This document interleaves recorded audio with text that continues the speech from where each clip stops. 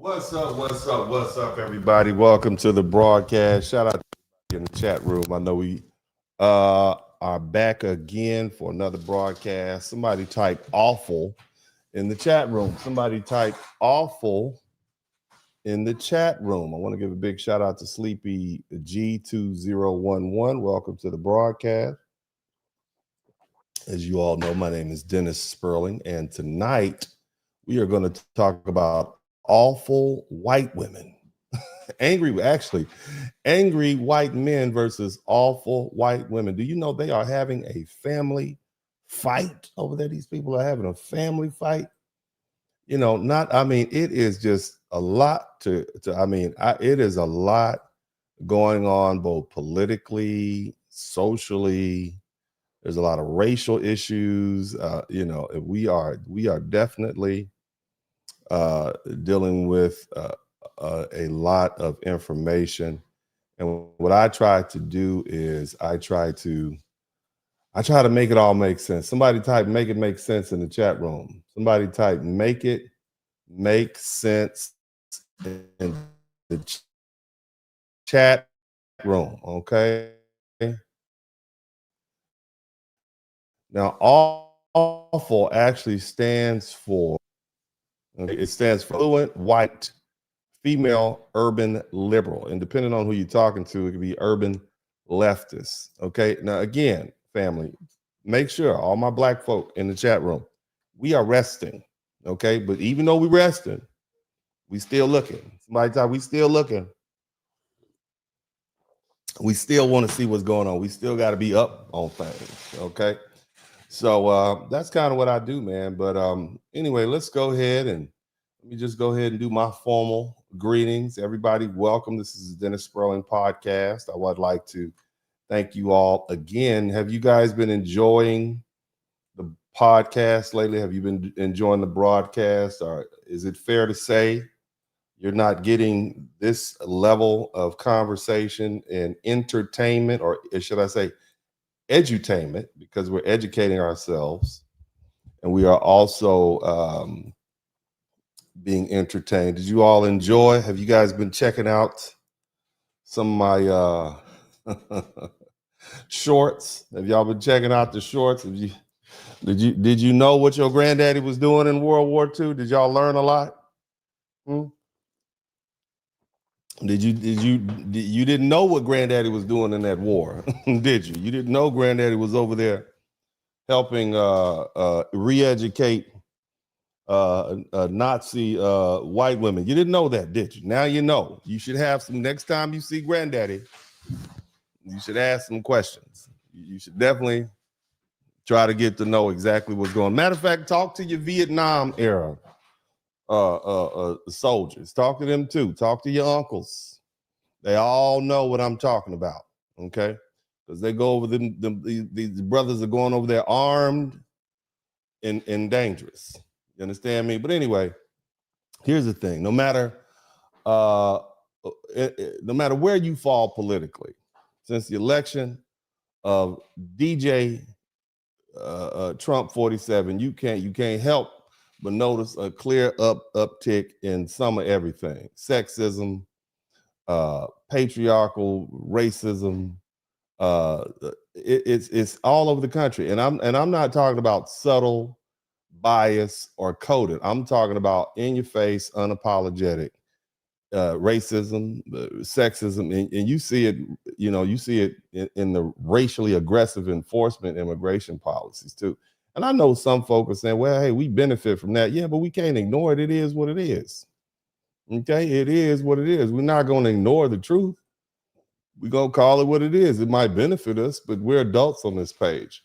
But the bottom line is, none of this is random. Okay, this didn't just happen. There's a reason behind it, and what we're witnessing is the collapse of this patriarchal control. All right, that's what you really see in the collapse of patriarchal white male control. And look, I know we got some white fellas in here, man. Look, I'm not your enemy. I'm gonna call it. I'm gonna call it like I see it. You understand?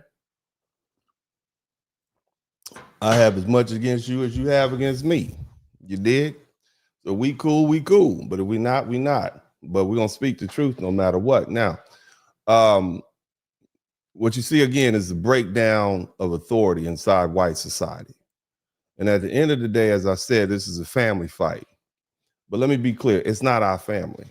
Okay. What I'm going to explain today is what this fight is really about, and hopefully, explain the central reason for all this tension and why it exists. And it's really just white men and white women who are no longer aligned. All right. White men have lost control over white women socially, politically, and culturally. And as that control slips, the anger spills outward. Racism gets louder. Violence gets justified, and scapegoats get chosen. And guess who's been the scapegoat normally? It's been us. So today I'm going to break this down, not emotionally, but strategically, so Black people understand what's happening, why it's happening, and why the smartest move is now to stay disciplined and stay focused and stay out of it. All right. Now that we've, set the table, let's go ahead and begin. You guys hit the number 1 button. And remember, I have one request. I am moving towards 100,000. And I would like for you all to make sure you hit the hit the subscribe button, show me some love. If you haven't subscribed already, go ahead and hit the subscribe button now. I certainly would appreciate that. And, let's go ahead and dig into this. Now, check this out. And, of course, and if you learn something, I should earn something. If you don't learn anything, you don't owe me a dime. But either way, we're going to have some fun. Check this video out. Hit the number 1 button. Content creator, I have an obligation to my audience to keep you guys in the know. And I just learned about a brand new acronym I have never heard of before. What is AWFUL. Have you guys heard of it? Nope. It stands for affluent, white, female, urban, leftist. Ooh. Anyway, here's the video where I heard it for the first time. Check it out. There's a fun new acronym going around the internet, and it's called AWFUL. It stands for affluent, white, female, urban, leftist. I like it. You like it, I bet you would. And so, I've never seen white folks just at each other's throat like this. This is normally, they're having a full-blown gender war. It is just out of the box with it. But let's continue looking at this stuff. It's none of our business. Hit the number 1 button, family. Let's keep it pushing. A new word for white women, and they're called AWFUL. Affluent, white, female, urban, liberal. And I'll give you an example of one. There she goes. Oh, no. There she goes. Now, for you guys that don't know, that's the young lady. That's Renee Good. That's the young woman that was unalived by ICE. And, this is just how cold-blooded this thing has gotten, man. They are ruthless with it, man. Look at that. That is cold-blooded. You're going to call her awful. Now, this is after this woman has been deemed to be a victim of homicide, okay? But let's keep it. This is white men talking about white women. This is not us. Let's keep going. And there she goes. Oh, God. There she goes. Well, the term is awful. What happened to her was super awful. So I guess the lesson of the day is don't be fucking awful. Ooh-wee. Can you imagine if a Black woman was unalived by the police and you had Black men, whatever their political stance is, hop on the internet and refer to her in a derogatory manner? We always, there's this thing, it's like we always look at other people's things. We want to covet them. A lot of people wanted to covet white people's relationships. Not all of us, but I don't want to be like that. That is very hateful, if you ask me. But let's continue looking and listening and learning. Okay. Let's see if we can get some other folks to chime in. Hit the number 1 button. Ever in downtown Seattle, I bet my bottom dollar it is a protest led and organized by rich white liberal women, feminists whose husbands are rich and either work in finance or at Microsoft. Because who else is protesting on a Wednesday afternoon? You want one of them, don't you, baby? That sounds a little jealous. You rich husband in finance. Sounds to me like you want one of them. You want a husband like that. That's what it sounds like to me, miss. I mean, the other guys, those guys, they really meant what they were saying. You sound to me like you want one of those rich white men in finance so you can sit up at home and go protest on Wednesday with your cappuccino. But I'm gonna let you finish. But I do detect a little twinge of jealousy as you stroke your hair like that. You laying down like you ready to take one of those men. There's a group of protesters, surprise, surprise, all white liberals, protesting on random Wednesday afternoon for the release of Nicolas Maduro. They want Nicolas Maduro released. That's what they're protesting about. It's a Wednesday afternoon. Not hating on rich wives because, honey, if you're a rich wife and you don't need to work, good for you. Good for you. You don't mean that, though. I don't feel like you mean that. I feel like good for you, good for you. When women start saying good for you, whatever, they jealous. You looking too hard. You looking too hard at them white women. Don't be angry with those rich white women. You don't know what they had to go through. You don't know how much they had to deal with Tom and the meetings and oh my God, it's my in-laws. You don't know what she had to deal with. Don't be jealous. Don't be jealous. Let me let somebody else in. Shout out to Jean Davis. She jealous. Are you jealous? I can't really believe what you said. Let's see what the brother got to say. Hit the number one button. Had enough. You know who white conservatives despise more than anybody else? It's not black people. It's not Hispanic. You don't think? Hold on a minute. Who do they despise more than black people and the Hispanics that they're rounding up with ICE? Huh? It's white liberals. No. Because the worst parts of the black community are enabled by white liberal policy. And the worst parts of immigration is a result of white liberal policy. The worst part of the trans community is enabled by white liberal activists. Everything that is wrong with our country is the result of liberal policies that are championed and signed off by white liberals. Hold on. I thought black people were the problem with America. Where all the black people at? Come to the front of the room. You mean there's been rich white women who've been the problem the whole time? Is that what you're telling us? I could see, I remember when I grew up, super predators, the blacks are taking all the jobs, and we don't have anywhere to live. I thought it was black people. When did it become rich white women? What have rich white women done to you? Rich white women donate to HBCUs. Okay, rich white women, they adopt little black boys and help them get to the NFL. Okay, how dare you all of a sudden change course and let rich white women be the problem? We, as black people, we're the problem according to all the news reports for the past 500 years. And now it's all of a sudden, I mean, they get everything. These rich white women just get everything. They destroy everything under the guise of compassion and equality, but in reality, they enable people to remain inferior, infantilize the black community with taxpayer dollars, and incentivize illegal immigrants not only to stay, but to keep them comfortable. So you saying the white men have nothing to do with it? It's all the rich white women. I didn't know they had that type of power.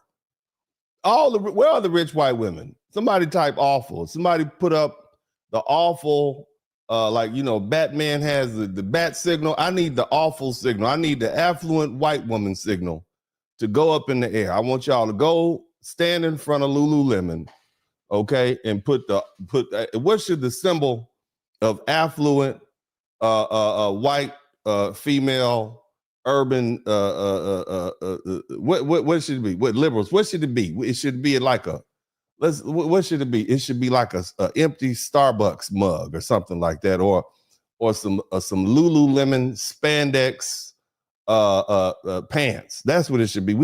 I need to talk to them. I wish I knew more people. Uncle, I just talk to y'all. I don't get involved in all the back and forth that's going on the internet. I don't have beef like that. Uncle D fight quiet wars. Somebody mess with me, I just choke them out and take them to the woods and choke them out, and y'all never hear about them. Their channels just disappear. That's what I do to people. Or somebody said avocado wraps. Yeah, matcha. We need a white woman Signal, are there any white women? If there are any white women listening, I would love for you to come in. Look, Uncle D is nice. Okay, I'm a gentleman. I'm not. Look, you can handle me. You can handle me, but you can handle me. I'm a normal, basic, man. You feed me, talk nice to me, rub my belly. I'm cool. You can handle me. I want y'all to come in, little white women, come on in, and I want y'all to come in and talk to me. Ugg boots. Somebody said. The Ugg boot, a silhouette of an Ugg boot, beamed into the sky. That's the white woman saying. I said, we need to get them in. I want to talk to them. I want to know what they're saying. Let's keep listening to the sister. And they don't even know it. That's the scary part. They don't even realize that they are the problem when they think they are helping. Thank you to all of the people who follow me on social media. I just reached out. I'm going to let you do the commercial, but that's amazing. White women are the problem. I thought we were the problem. I didn't know it was white women was the problem the whole time. People are saying about white women is true. It's 100% true. And I'm going to tell you, as a millennial white woman who has completely walked away from everything that she has known in her white supremacy based fucking piss ass families, it's true. It's true. White women are the fucking problem. They embolden the problem. They marry the problem, they birth the problem, they're lazy as fuck, and they play victim about the goddamn problems that they're participating in. Now, hold on a minute.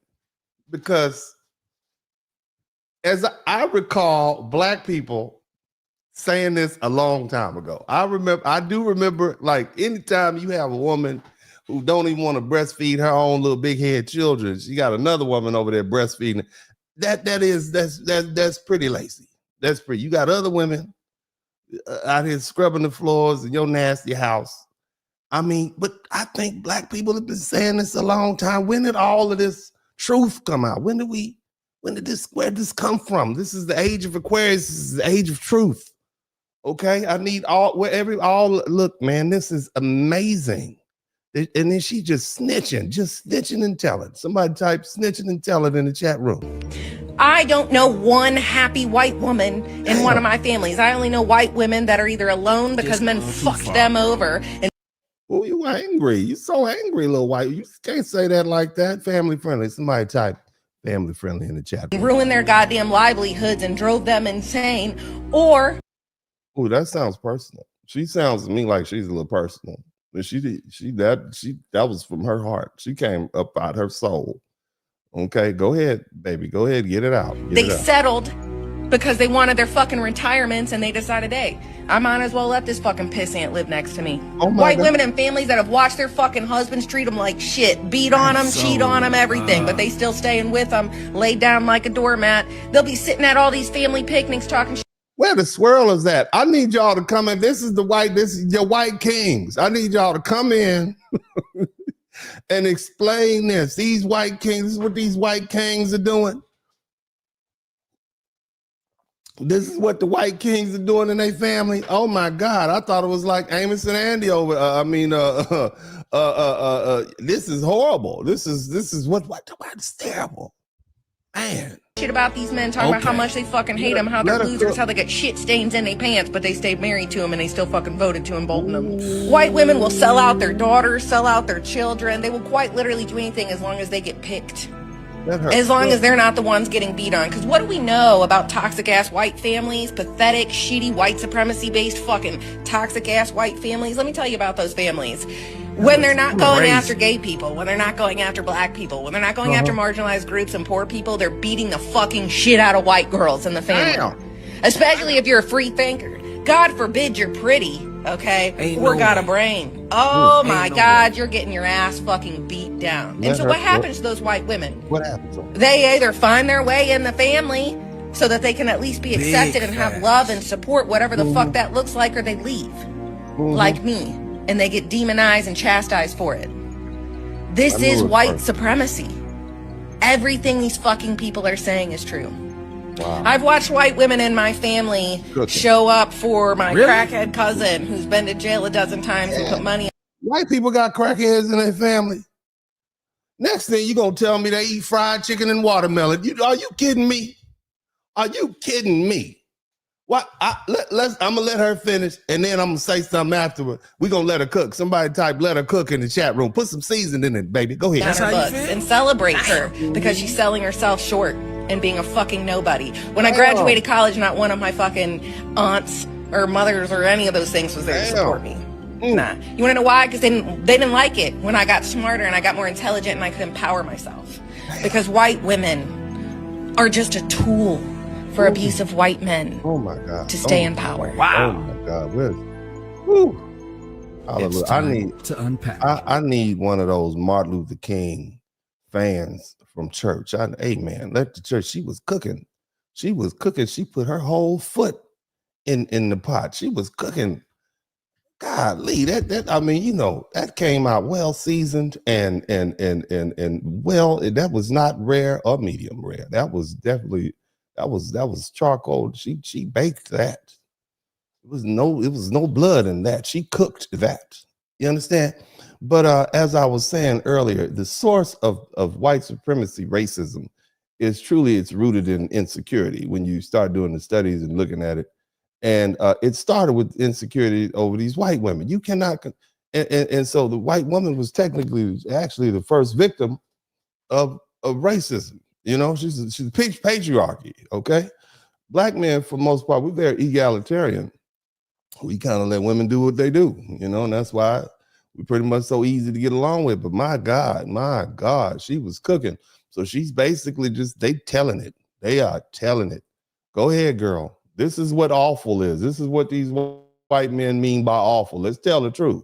This is why they're referring to them as awful. Let's keep listening to what these white folks That's a new name. Awful. It's an acronym. I know. That's a big word for them. To describe Renee Good. Yeah, according to the New York Times says, quote, an awful affluent white female urban liberal is dead after running her car into an ICE agent who opened fire on her. Well, we all know what actually happened because we have eyes and we can see that what actually happened wasn't that little propaganda spin. But of course, the administration's going to constantly tell you, don't trust your eyes, believe our lies. I guess that makes Renee and me and millions of other women in the country awful fucking bitches. You know what? I think we need to start being a little bit more awful and a lot more fucking bitchy. Damn, white people are going off on each other, man. These white women are in full. This is what this is about. This is, why that white man is mad. I want you to listen to something because look, here's the truth. And we know. We've always known. White folk. And let me tell you something. Black women have always known what the real problem is, because typically it's the black woman that the white man runs to, or used to be before y'all got rights. Okay. It's the black woman that the white man runs to. He's mad with his white woman. That's why we got all these little biracial children, triracial kids that got a great granddaddy that's white. You start digging into your DNA, you got that ancestry.com, and next thing you know, Scotland pops up, or Ireland pops up. So let the sister tell you. She's gonna tell them, baby. Go ahead and tell us. I'm gonna let her cook. Go ahead, baby girl. Tell us what happened. What's wrong with them all? What's wrong with them? Tell us what is wrong with them. And they try. White folk, come to the front. White women. No. Yeah. White women. This for you, white women. So, come to the front. Come to the front. They need to okay. All of y'all don't need to hear this, but some of y'all need to hear this because this is a hard truth. This is a hard truth. Tell them. White men mad at y'all. They mad at them. I said it. White men terribly mad at y'all. They are. And they trying to blame it on everybody else but y'all. But they mad at y'all. They can't say it to your face. They just mad at y'all. They so mad at y'all. I wish it was so. But it's so. Don't ask me why. Let me say, that white man is mad at that white woman. And he's been mad at this white woman for at least since the 1950s when he gave them rights. Ever since he gave these white women rights, he's been mad at them. They can vote. Okay, they have their own money. He can't tell them what to do. Okay, she don't listen to him no more. She got all these ideas in her head about how she want to run things. Let me tell you what she really mad at. That white woman is doing what she wants with that box. That box is on the market. See, that white man, I want you white men to listen. Come on up in there to the front. This is your mistake. You gassed that white woman's head up. You told her she was the most beautiful woman in the world. You put on all the magazine covers and you made her the beauty queen, blonde hair, blue eyes, big breasts, no booty. You made that the beauty standard for y'all. And now she feeling herself. And it has convinced a lot of people around the world that that's the beauty standard. And now she like, well, hell, if I'm the beauty standard around the world, I'm going to take this thing around the world. Look, where all the white girls at? When they do their hair like that, them, I ain't got no hair, okay? But them white girls, when they hold on, let me try. When they swing their hair like that, she's taking that thing around the world. And she is giving that thing to NBA athletes, football players. She throwing the pool boy can get some. Everybody gets some. Did y'all know that Sarah Palin used to mess around with Big Baby? The basketball player Big Baby? Sarah Palin, that ran with John McCain. She used to mess around with Big Baby in college. All these white women have a story of messing around with some black dude back when they was younger in college. And then guess what they do? Ladies, what do the white women do? They get the ring by what? They get a ring by spring. So they mess around, and then when they get ready to graduate from college, they find them a little Brad. You know what I'm saying? They find them a little Brad and go have some little blonde hair, blue-eyed babies, rinse, recycle, repeat. But they have that history. But they never forget. They never forget. You see, I know what's going on. Yeah, y'all didn't know Sarah Palin was messing around with Glenn Rice. They call him Big Baby in Michigan. Did y'all didn't know that? She out here talking about, right wing this, right wing that. You was taking it from the right and the left. Lucky it was no video footage of they didn't have cell phones like they did. But yeah, that's what's going on. So these white women are liberated. You hear me? These white women are liberated, and that's what's going on. This is not, see, this fight that you see, this is the white man re-exerting his authority over white women, showing her that he's the man. I'm the man. I'm gonna whoop all these dudes. I don't know why you're attracted to them. They're not me. We're gonna dominate this country. It ain't gonna work, baby. That white woman is never, she's as rebellious as you. It's part of y'all culture. Y'all some rebellious people. Y'all rebel against everything. And she just doing what she do. Anyway, let's keep listening. Why? Y'all know why. Tell them why, baby. Y'all ain't having enough babies. And they're redirecting their anger toward us. That's what they're doing. The non-white folk. They always misdirect that anger and they throw it at everybody when they just mad at y'all. They just mad at y'all. When they get mad at y'all, they get mad at everybody. That's it. I know y'all won't hear that. But it's the truth. Rosewood. Have mercy, Rosewood. I know. They mad at y'all for not having babies. They mad. I'm going to say it since nobody on the news will say it. They mad at y'all for not having babies. Black folk got enough babies. We got plenty. We the majority. We trying to give some back. World. We got enough babies. We got babies for centuries. We do. Okay? This ain't the first time they got mad at y'all. Yeah. They got mad at y'all before when they were trying to turn everybody white. Because y'all wasn't having enough babies back then. Y'all wasn't. But turning everybody white ain't work. So you want to know why the laws are being... Well, she's talking about the Italians and the Irish. None of them were white. And Southern Europeans, these people got a white card when they got to the United States to fill a spot. They needed more numbers. Because remember, there's a whole bunch of black people in this country and brown people in the form of indigenous people.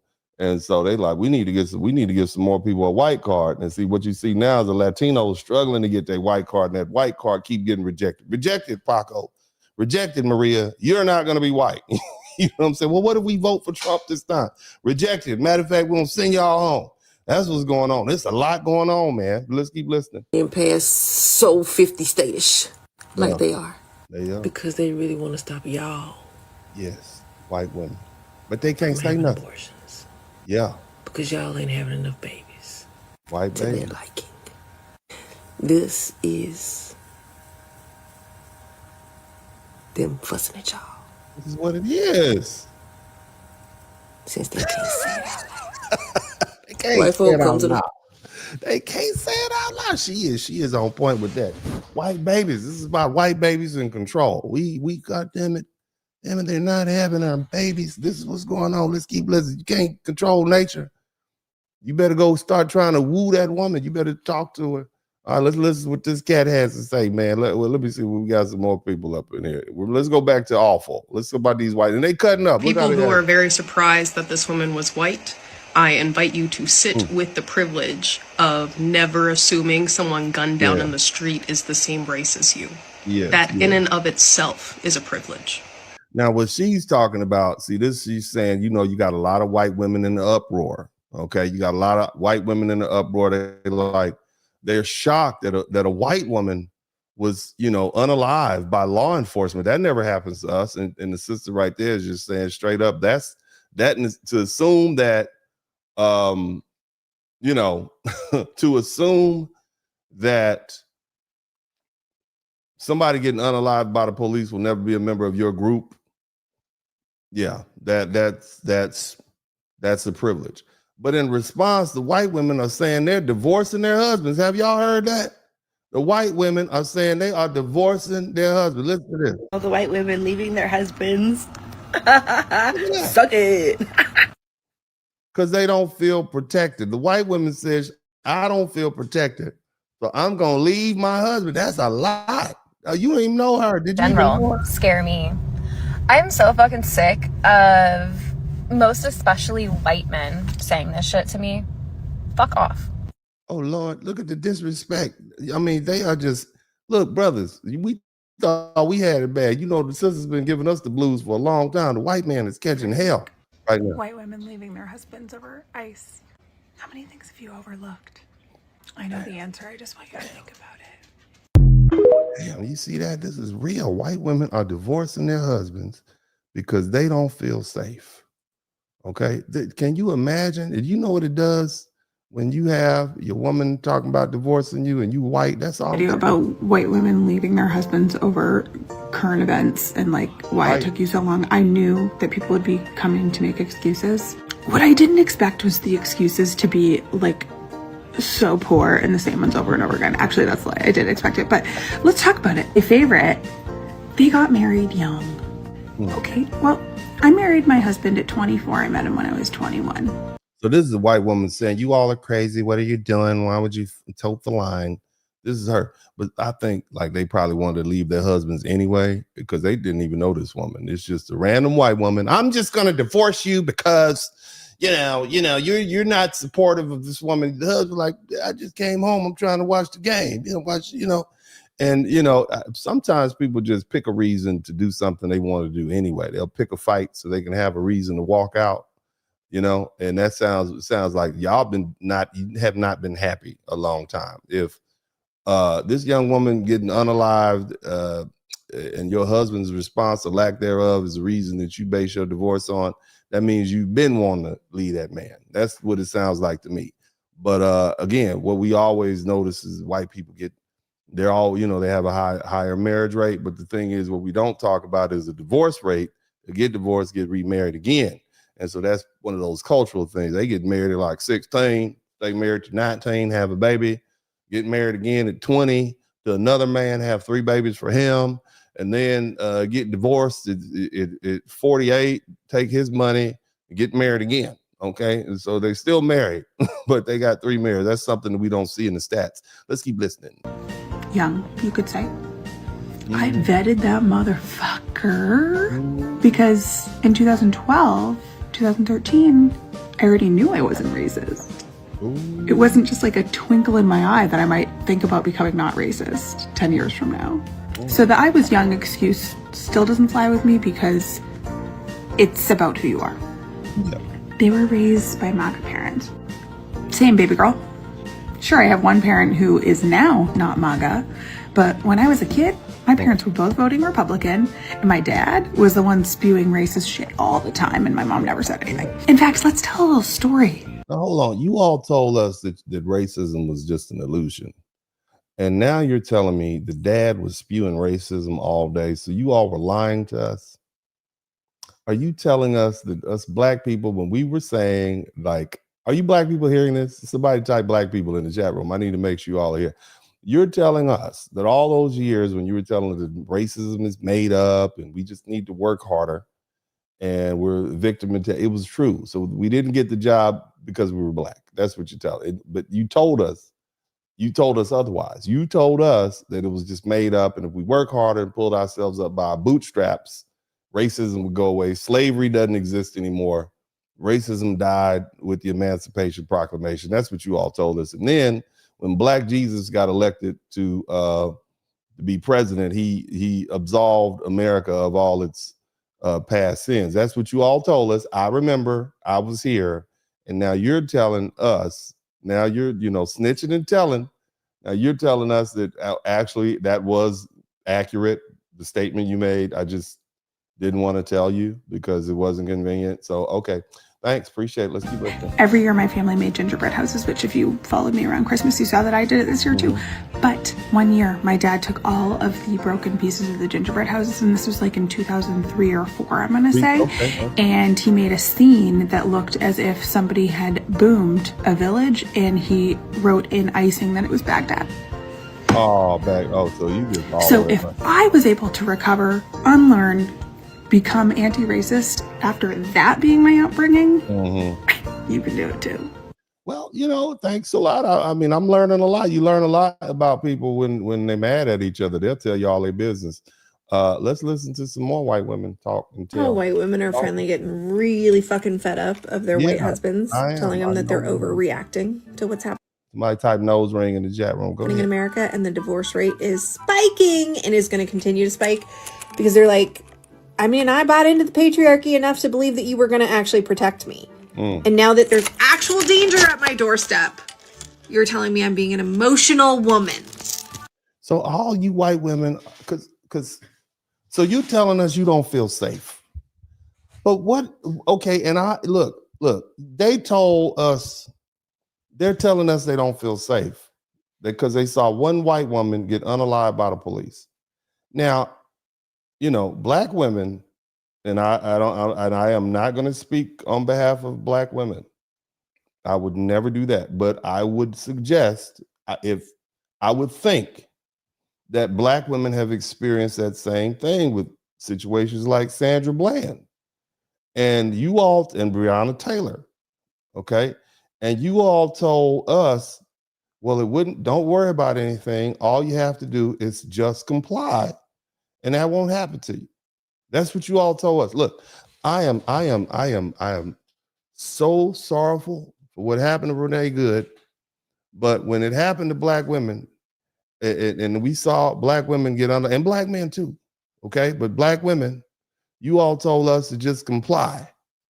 So maybe if you just comply and you just know in your mind you're just going to comply, it won't happen to you. Isn't that the same advice that you gave black people? You told us just comply.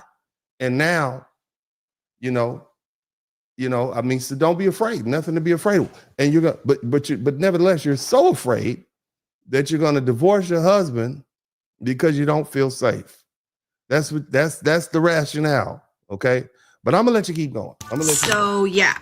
That's a real thing that's happening. Look it up. Women are filing for divorce a lot right now, and I'm here for it. But there's also a parallel happening in corporate America. What's that? Okay? White women are just the last ones to wake up. We're slow to the uptake. Okay? Black women realized this a long time ago. They've been leaving corporate America in higher numbers and starting their own businesses. No, they got fired, baby. What you mean leaving? They didn't leave them good government jobs because they wanted to. They got fired. Remember when Trump got in office? All you blacks, get out of here. Remember that? That's what happened. What you mean they left? They didn't leave. They got they look like Trump said you got 45 days and they took the package and they left. What you mean? Are you serious, boy? People have a short memory out here. Talk about that. They did it. Yeah, they went out and started their own businesses. Oh my God. See, they keep trying to put black women. This ain't got nothing to do with black women. Why you keep dragging them into this?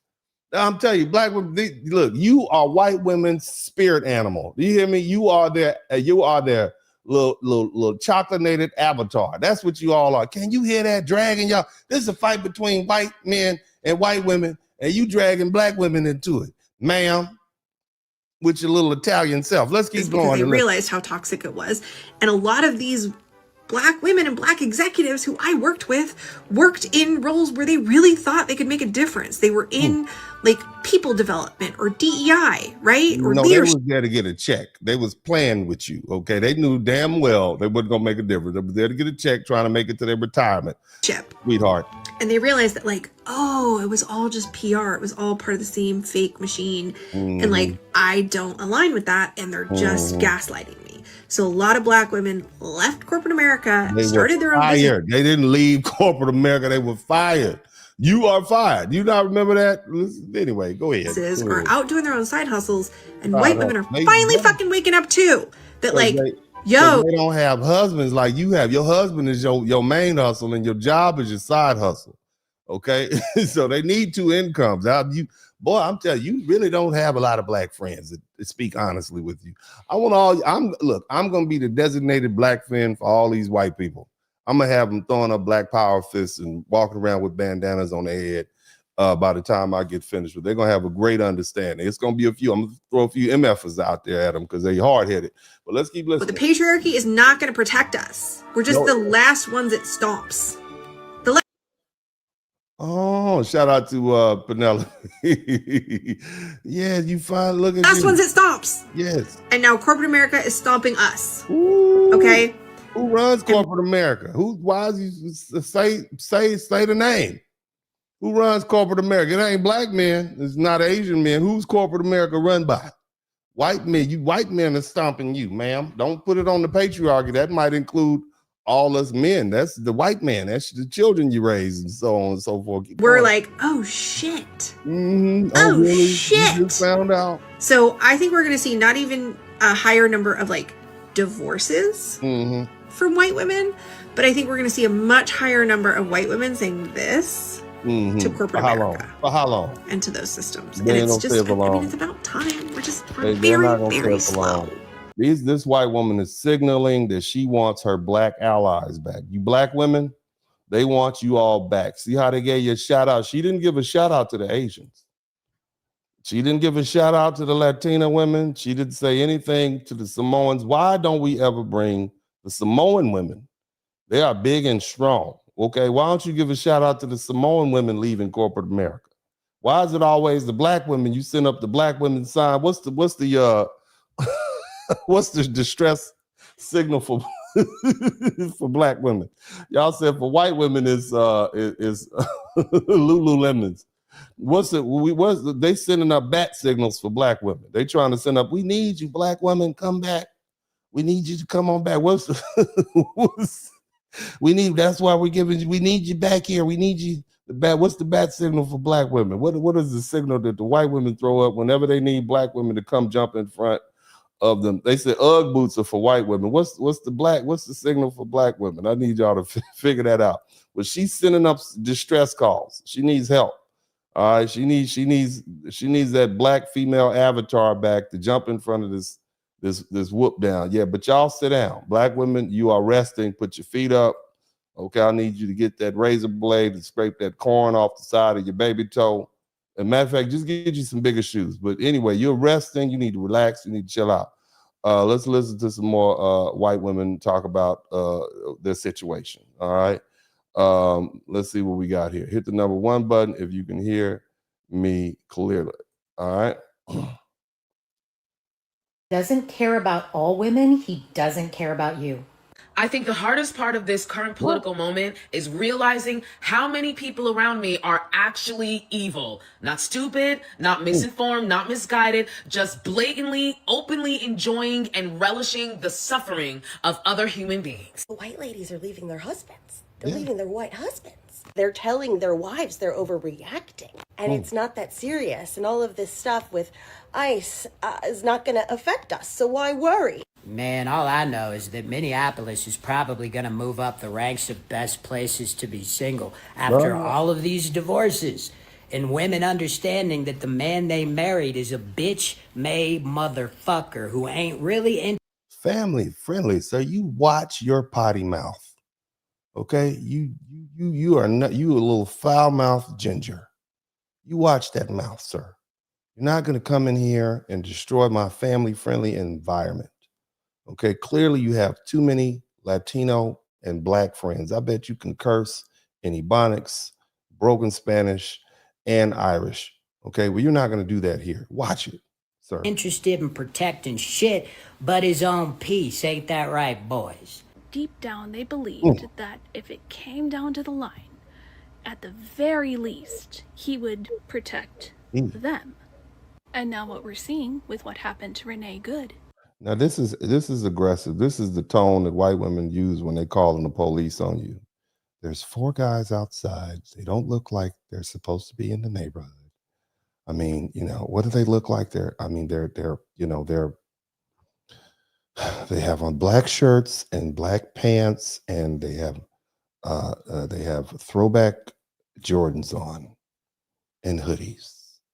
Well, man, what color are they? They're black. They're black. Okay, and I don't know where they're here. I've never seen them before. Okay, and I am the vice president of the Homeowners Association. I know everybody here. That's the snitching voice. We know this. This is aggression right here. This is aggression. Y'all listen to it. Go ahead. Is that when they go to him and say, "Hey, honey, that could have been me," and he responds with, "Oh, you just care too much. Oh, just let it go. It doesn't actually affect you." Is they're going, "Oh, so that actually..." You saying police brutality? Y'all know police brutality never affects y'all, but y'all always say that more white people get shot every year by the police than Black people, but you know deep down inside it doesn't affect you. It's snitching. It's a lot of y'all doing a lot of telling and snitching on you. I don't know if you all can recover from this, because we're gonna use these videos and we're gonna say, remember when you said that you all knew that the police don't bother you, and now you saying we made it up? Okay, I mean, I'm just saying, why didn't your husband just tell you just comply? That's what he said. Go ahead. Wasn't true. The sense of having that last, sense of privilege and security ripped away from us is shaking. Did y'all hear that? I don't think I heard what I thought I heard. That last sense of privilege and security. Let's listen to her say it one more time. I thought you didn't have privilege and security. True. This sense of having that last, sense of privilege and security ripped away from us is shaking us to our core. So you scared of the police now, little white woman? With your little animal outfit on? You scared of the police? Well, we scared too. Welcome to the club. Go ahead. We relied on all of our lives and kind of just depended on as a given fact has been ripped away, and it's fucking terrifying. Hopefully. We've been terrified too. We've been terrified. The police been policing our neighborhoods for years. One white woman get unalived after she, bumped into the police, and now y'all man, learn something new every day. Go ahead, sister. Look like you got a lot to say. Look like you talked a lot in class when you was a little girl. Let's see what you got to say. Go ahead. What's going on now will finally be the thing that convinces white women, male-centered women, conservative women, etc., that if he doesn't care about all women, he doesn't care about any women. Shit, what the hell are you talking about? I don't care about all women. Do you want me to care about all women? Do you really want me to care about all women? Let me give you an example. Yeah, baby, how you doing? I knew we were supposed to go out to eat, but I saw this all woman outside, so I just brought her in here, and so you can share a plate with her. How about that? Yeah, because I care about all women. Somebody type all women's lives matter. Yeah, yeah, baby, I know that you and I have an exclusive relationship going on, but I found this woman outside. We met at the bar, and she said she didn't have anywhere to sleep. So I just decided to invite her up and let her sleep in our bed tonight. So you can sleep on the left. She and I are going to sleep on this side of the bed. I got 3 pillows lined up. And, feel free if you want to join in tomorrow night, because tonight is just going to be us. Because, I feel like all women matter. You understand? Does that make sense? Is that what you want? Is that what you don't be on here talking? It's not. Stay out of these white folks' business. That's what you need to do, ma'am. Stay out of their business. Oh, if he don't care about all women, that's bull crap. That's some bull. Any of you women, that's why you don't look, ladies. Don't you listen to people like this? Don't she already burn her edges up? Okay. Anyway, let's keep going. Can y'all hear? Let me know if you can hear. Can y'all hear me? Can y'all hear? Hit the number 1 button if you can hear. Somebody say they can't hear the sound. They can't hear the sound. I'm gonna look. If you can hear the sound, let me know. I can hear me. Let me know if you can hear. You either care about the safety of women or you don't. You either think all women are human or you don't. Yeah, and you thought that, at least he's going to protect me, right? No, because this authoritarian, patriarchal thing that they're trying to build, this is what your husband wants. She seemed a little angry. You seem like you're a little angry, baby girl. You seem like you're a little angry. You need to lay them edges down a little bit and calm down. You need to calm down. You need some tea. You need to burn some incense. You need a foot massage. Why don't you get your own man and stop worrying about what other people doing with their man? Okay, that's what you need to do. I'm gonna let you go on ahead and finish. Go ahead. It's the world that your husband, the man who promised before all your friends and family, and if you're religious, before God, that he would protect you. This is what he wants for you and for your children. See, she the type of woman, if you mad at your husband, she the type of woman that you don't want advice for her, because she'll have you leaving your husband or your boyfriend. I can see that now. You just angry with men right about now for whatever reason, and I ain't do nothing to you. I don't even know you, and you seem like not the friend to call, because you're gonna exacerbate the problem. She'd be over there standing in the doorway, okay, while the girlfriend or wife is getting all her stuff leaked. Come on, girl, like waiting for you to, and won't move. So you trying to get by to talk to your wife, babe, what's going on? Excuse me, Keisha, move now. That's what she's saying. Like, you seem like you all in the business. You seem like that, and then can't wait to start talking loud. Okay, go ahead. This world where you can get in the head for doing absolutely nothing at all, just because the officer didn't like the cut of your jib, or you had pronouns in your profile, or he just didn't. That wasn't what they was apparently. The boy, he tried to run. That wasn't had nothing. He tried to run them over. Apparently, that's what they saying. The pronouns. Where we go? It seemed like you have some alter. You have an agenda. Somebody type agenda in the chat room. Sounds like you're trying to use this travesty to push an agenda to me. This would sound like to me. I listen to people. Sounds like there's some agenda pushing going on, ma'am. Like your attitude that day. See, black people, we get unalive for that kind of shit all the fucking time. Do you see it now? Do you see? It's a lot of anger out here. I mean, a lot of these women seem like they've been waiting a long time to unleash their wrath. That's what it seems like to me. Let's see what somebody else has to say. Hit the number 1 button. There's something happening to my brain. It's like glitching with all these people who are in shock right now at this moment.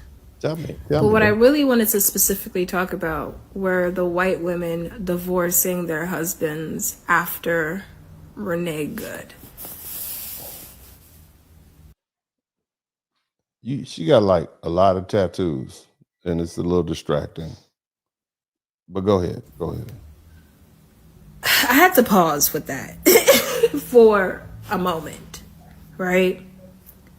Okay. So a lot of them are divorcing their husbands because their husbands are saying, well, that's not impacting us, so we don't have to worry. 4. I want us to first sit with that. 5. She got 1. And I want us to hold that. 3. That is why 5. We are not having a revolution.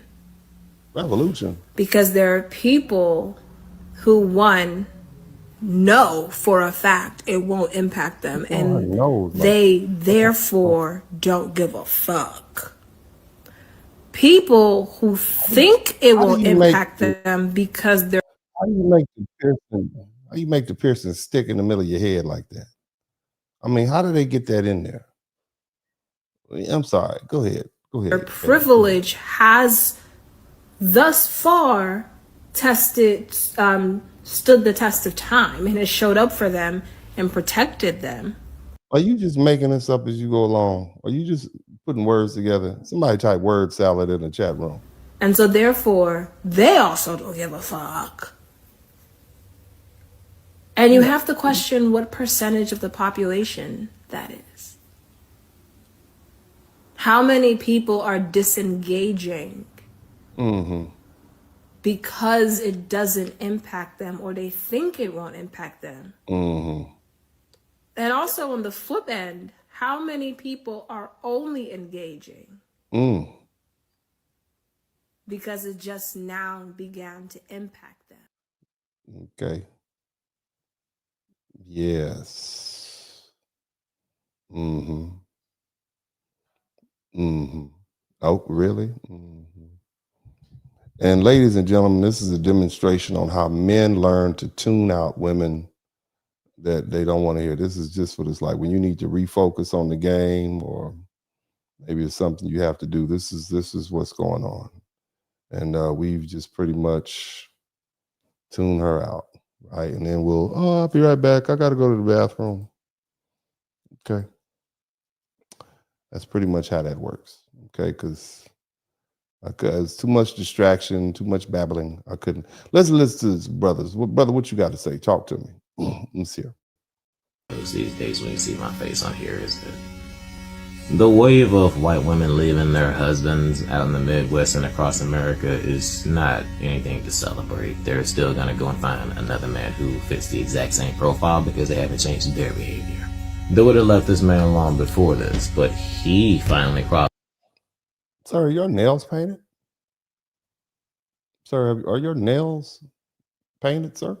Are they black? You got black nail polish? Okay. The line, not her. No, you supported him all the way to this point. In the exact same. That's what we do. That's what we do now.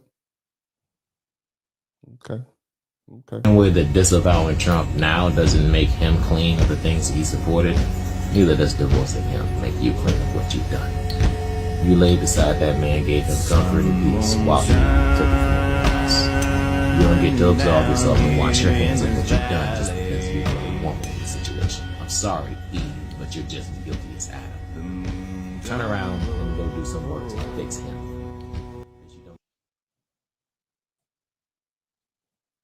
All right, bro. I'm gonna holler at you. Yeah. We gonna, I get his point, but the music was playing in the background. It just felt like we were about to be transported to another dimension. Let's go ahead and listen to some more people play. Y'all conversation about the so-called value system of white liberal women.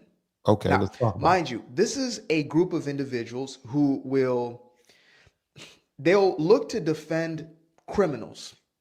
Okay. I'm talking about legitimate criminals, individuals who have a rap sheet. Okay. They will look to be in defense of those. Is there such a thing as illegitimate criminals? I'm just asking, but go ahead, brother. Break into a country illegally. Mm-hmm. They will also defend terrorist groups, whilst at the very same time unaliving, eliminating their own infants. So I want you to understand something, family. Just listen to listen to all the black people. Remember when Charlie Kirk was talking bad about black women? As a black man and as a black woman, you're offended when people outside the community talk bad about your women, right? Aren't you? Right? And so just listen. If somebody like Charlie Kirk was basically blaming black women for all the issues in the black community, it would be offensive. And so I'm going to make a suggestion to all you podcasters out there. Keep in mind that these are still their mothers and sisters and grandmothers and daughters. And so it hit different when it comes from an outsider to talk about your woman. You understand what I'm saying? I'm just pointing it out. I've heard some big, some YouTubers with a lot of followers basically blaming, lots of them, men and women, blaming white women for the problems of America. And all that's going to do is make that white man say, hey, you know what? Don't talk about my woman like that. I can talk about my woman like that, but you can't. And it's going to put a target on your back. Now, I'm going to have fun with it. I'm going to talk about it, but I'm not going to talk about them like that. And I would never say all the problems in America are because of white liberal women or any one group. That's just ridiculous. But some people are taking this as an opportunity to take shots because they got, beef from whatever. I know some of the sisters are throwing shots at them, and it is what it is. But we don't like it when people do it to us. And I know white folk are an easy target because that's what they've taught us. But at the end of the day, that's still that man's woman. You understand me? And that man at some point is going to come to the defense of his woman, and you'll see what I mean if you keep living. Let's hit the number one button. Can we just talk about it? Mm-hmm. The very same people who are willing to protect a criminal, gang member, etc. Yeah, gang member. All right, so here's the thing. And I talked about this on a broadcast a couple of weeks ago. So white women, white people in general, they've already criminalized blackness. They're raised in an environment where black is considered bad. It's considered, angel food cake versus devil food cake. Okay, it's pervasive in that system of white supremacy. They're brainwashed, and so they don't necessarily see any difference between defending a black person. Shout out to Faquan DTM. They already perceive you as criminal. So they don't see any difference between defending you and putting their life on the line and protesting for you as they do some person who's jumped the border or has a criminal record and is an illegal alien. And that's the perspective you need to understand. Now, if we all know this, they've already criminalized blackness. That's why walking while black is perceived as a crime. And, until you prove yourself innocent, you're guilty. So when you get unalived by the police, well, he must have been doing something. See? So that's the perspective that you have to understand that these folk are coming from. And so we'll let this brother continue, but I made that point some time back. But until you actually understand a person's perspective, you're not speaking a language in which they understand. All right. And so he might as well be screaming at a mountain. They think you're a criminal already. So them defending a criminal alien versus black people, which they do, because it's the white women, the liberals, and the men who jump out there and, whether we're talking about civil rights or slavery or, criminal justice reform. It's the white liberals that jump out in front. It's not the conservatives. They want to keep things how they are. But let's keep listening, or the radicals, if you will. Very same individuals who are not even willing to protect their own young. Mm-hmm. Now, brother, black women have a high rate of baby deletions too. You see what I'm saying? So, like they say, if you, point a finger, you're going to have three pointed back at you. Okay. And I believe in places like New York City, they have more black children that are unalived every year than are born. So, let's just keep it 100, let's just be factual. What we like to do on this page is be factual. All right. We're not going to just, because, otherwise you can go to anybody else's page if you want emotions. We do accuracy here. Let's keep listening.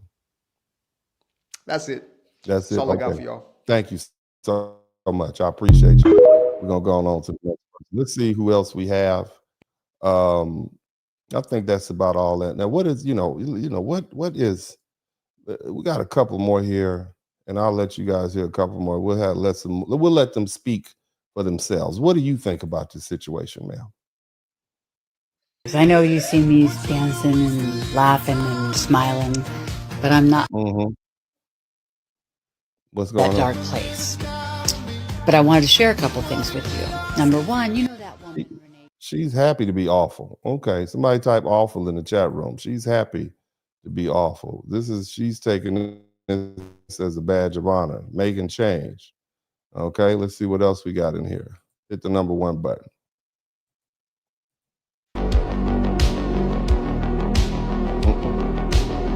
No, I'm not gonna let you do the montage. You're not gonna get me demonetized. Or yeah, but this is. Listen, let me see. Investigation. Well, we're trying to. So this is the dude trying to make some sense. Remember what I just said? We're here to arrest a child sex offender, and you guys are out here honking. No, we're not. Again, he's trying to make sense. Hey, we're out here trying to protect the child. You know, we're arresting a criminal, and as I say, a lot of these black and brown people have been criminalized by white supremacy for centuries. So they don't see any difference between protesting for criminal aliens or protesting for people who are just regular black and brown people. That's the perspective. You don't understand the brainwashing that white folk have had to deal with. We often talk about what happens with the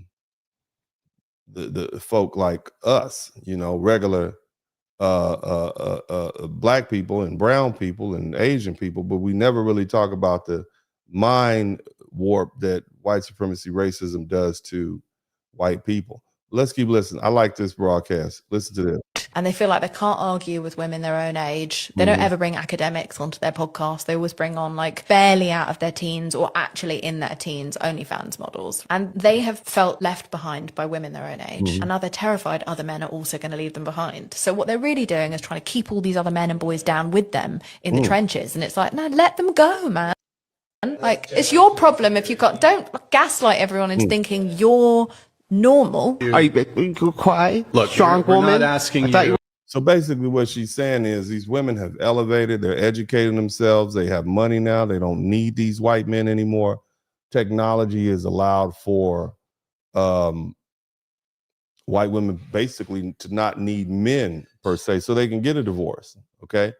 And they don't like it. They want these women to be dependent. That's what she's saying. And so when you get a lot of these guys on these podcasts like Fresh and Fit, they always get women who look like they just walked out of barely out of school, high school, and, looks a lot like sex workers, and I'm not saying there's anything that folk of whatever education level are not intelligent. I'm saying they don't look like they're prepared for that conversation.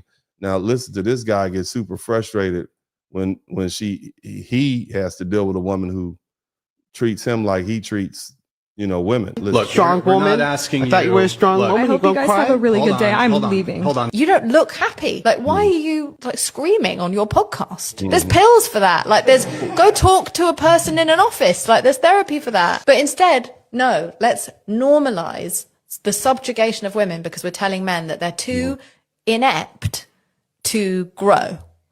I believe men can grow. I've seen men grow. Like I said, I've grown to look up to many men in my life. I believe in men.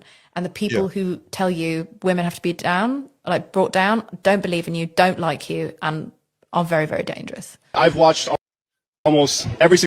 Yeah, and let me say this, family. I don't really get into relationships, but I know it's a very emotional subject. And a lot of men, ladies, I want you to understand, a lot of men are emotional.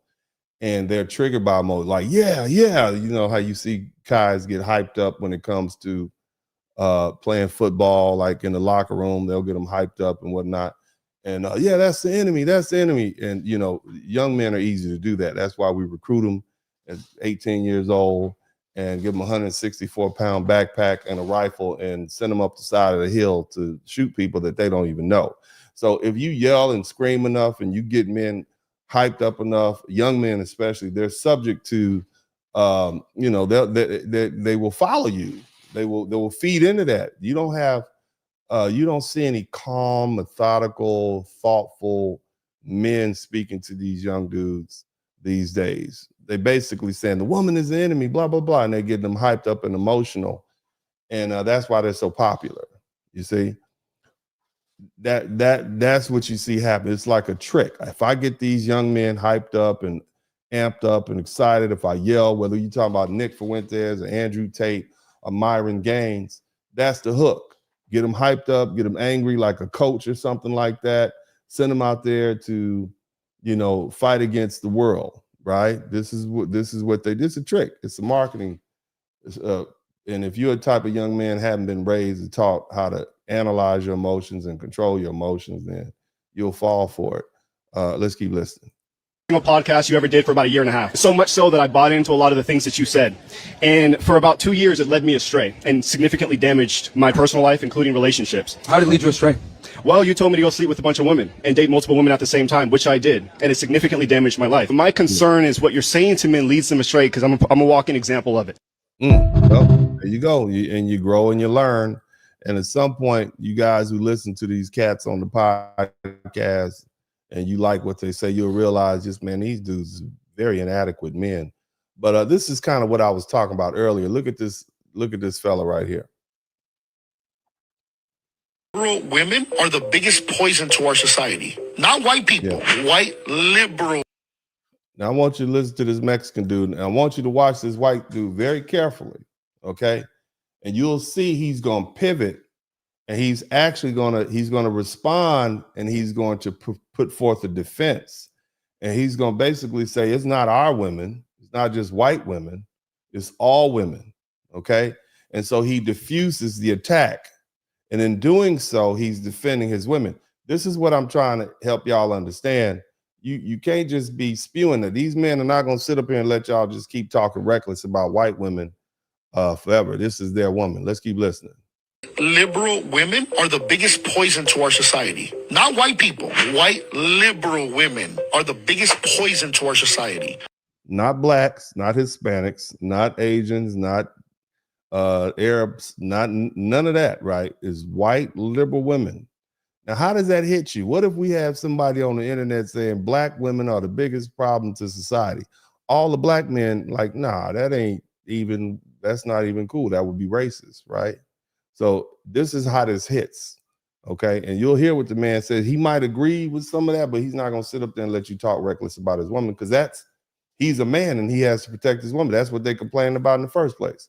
All right, let's keep listening. Because they want to be so politically correct, they'll ruin the country doing that. And they're doing it right now. And why do I say it's them? They have the biggest voting bloc. White Americans are the majority of this country. So the reality is their voting bloc is much bigger than ours, than the Hispanic and the black community. So and it might be okay for him to say it, but again, coming from another man, from another group, we're still very tribal. Okay, we are all a bunch of hairless monkeys around here, whether you're a black, white monkey, a mocha colored monkey, Asian yellow monkey, whatever. We all savages.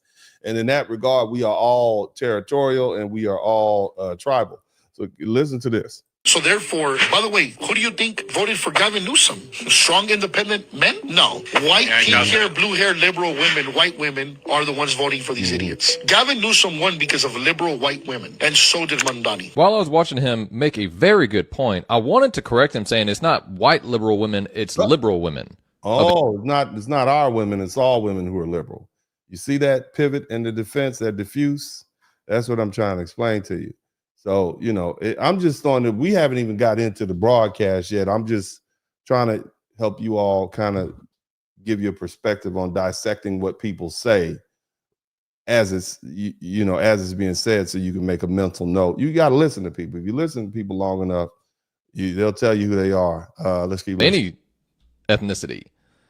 But then he made a great point of why it's white liberal women, and he's right. Mm-hmm. White liberal women, say that 5 times fast. White liberal women, it's almost like they're a cancer to this society because they're not willing to see the facts. They're not willing to see what's best for the city or the country or the state or whatever they're in. They just see as Trump bad. That's it. It's really sad. Well, they saw slavery as bad. They saw. You take the good, the bad. I got a couple more videos, and then we're going to get this thing cracking. Y'all hit the #1 button. Of passports being canceled, people having problems getting out of the country, all of these things, problems leaving the country, and it's all white women. I haven't seen one black woman, one person of color saying that they're having trouble getting out of this country. In fact, of the about 8 videos I saw, I believe only they want you to leave. They want you to get up out of here. Why would they stop you from leaving? They've been trying to get us to leave for centuries. What are you talking about? Abraham Lincoln, like, let's send them back to Africa. Let's send them to Brazil. Let's send them somewhere. What you talking about? one of them was a man. The rest of them were all white women.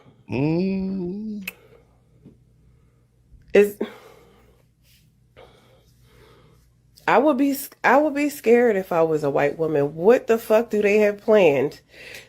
Somebody type Handmaid's Tale in the chat room. Type Handmaid's That Tale. white women are not allowed to leave.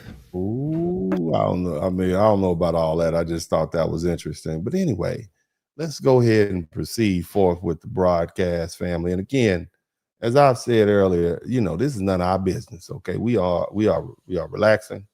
Okay, we are on vacation. We have our feet up. But see, here's the reality that they don't want to talk about. White women are not lining up behind this nest. Okay, they're pushing back. They're calling out male entitlement. They're rejecting the lie that people of color, or immigrants, or black people are the problem. And so because of that, they're being labeled the problem. Isn't that something? Well, if you don't say they're the problem, you're not going to toe the line of white supremacy racism. Well, then you're going to be the problem. Okay. Now, for centuries, white male power in this country and other European countries or Western countries, it depended on controlling two things. Okay. Two things at the same time. And one is race and the other is gender. And under English common law doctrines like coverture, which was imported directly to the American colonies, white women had no independent legal identity. They couldn't own property. They couldn't control their own wages. So if a white woman made money, it was her husband's money, right? Or they didn't even exist politically. They didn't exist apart from their husband or father. And patriarchy was not cultural, it was legal. So it wasn't just a feeling, it was something we practiced, it was the law. And that system began cracking when women's suffrage popped up in the 1920s. What it did was it weakened further during the civil rights era, when that racial hierarchy itself was challenged. And then it accelerated dramatically in the 60s and 70s. White women were giving that thing to anybody who wanted free sex, free love, popping pills, smoking, rolling. It was doing that. They gained access to education. They were able to have credit cards. There was a time where women couldn't even have a credit card or a bank account. They started getting careers, and basically they had sexual autonomy. They could have sex with whoever they wanted to, when they wanted to. They could, if they got pregnant, they had a pill, or they could go down to the clinic. All right. And so what we're witnessing now is the end stage consequences of that shift. White women are no longer buying racial exclusion as protection. They're no longer accepting coercive masculinity as leadership. And they're not just going to be obedient foot soldiers in someone else's racial anxiety. All right. And so instead, many of these women are openly challenging the very men who once assumed automatic loyalty. And the thing is, they have options. Okay. And that's why you see a lot of these white nationalists, these patriarch, all this rhetoric, it's become frantic, it's angry and it's unstable. And this crisis is not external, it's internal. This is a family fight. Somebody type family fight in the chat room. This is a family fight between white people. Okay. And it's the collapse of that white male authority that no longer commands obedience simply because they exist. Nothing exposes that collapse more clearly than how these men now talk bad about white women publicly and allow others to talk bad about white women. Basically, they're calling them degenerate. They're calling them traitors. They're calling them the enemy within. And so recently, and as I talked about this earlier, this new acronym has gained traction in these conservative spaces. And I'm not going to even just say conservative. These white, you know what I'm talking about. Awful, AWFUL.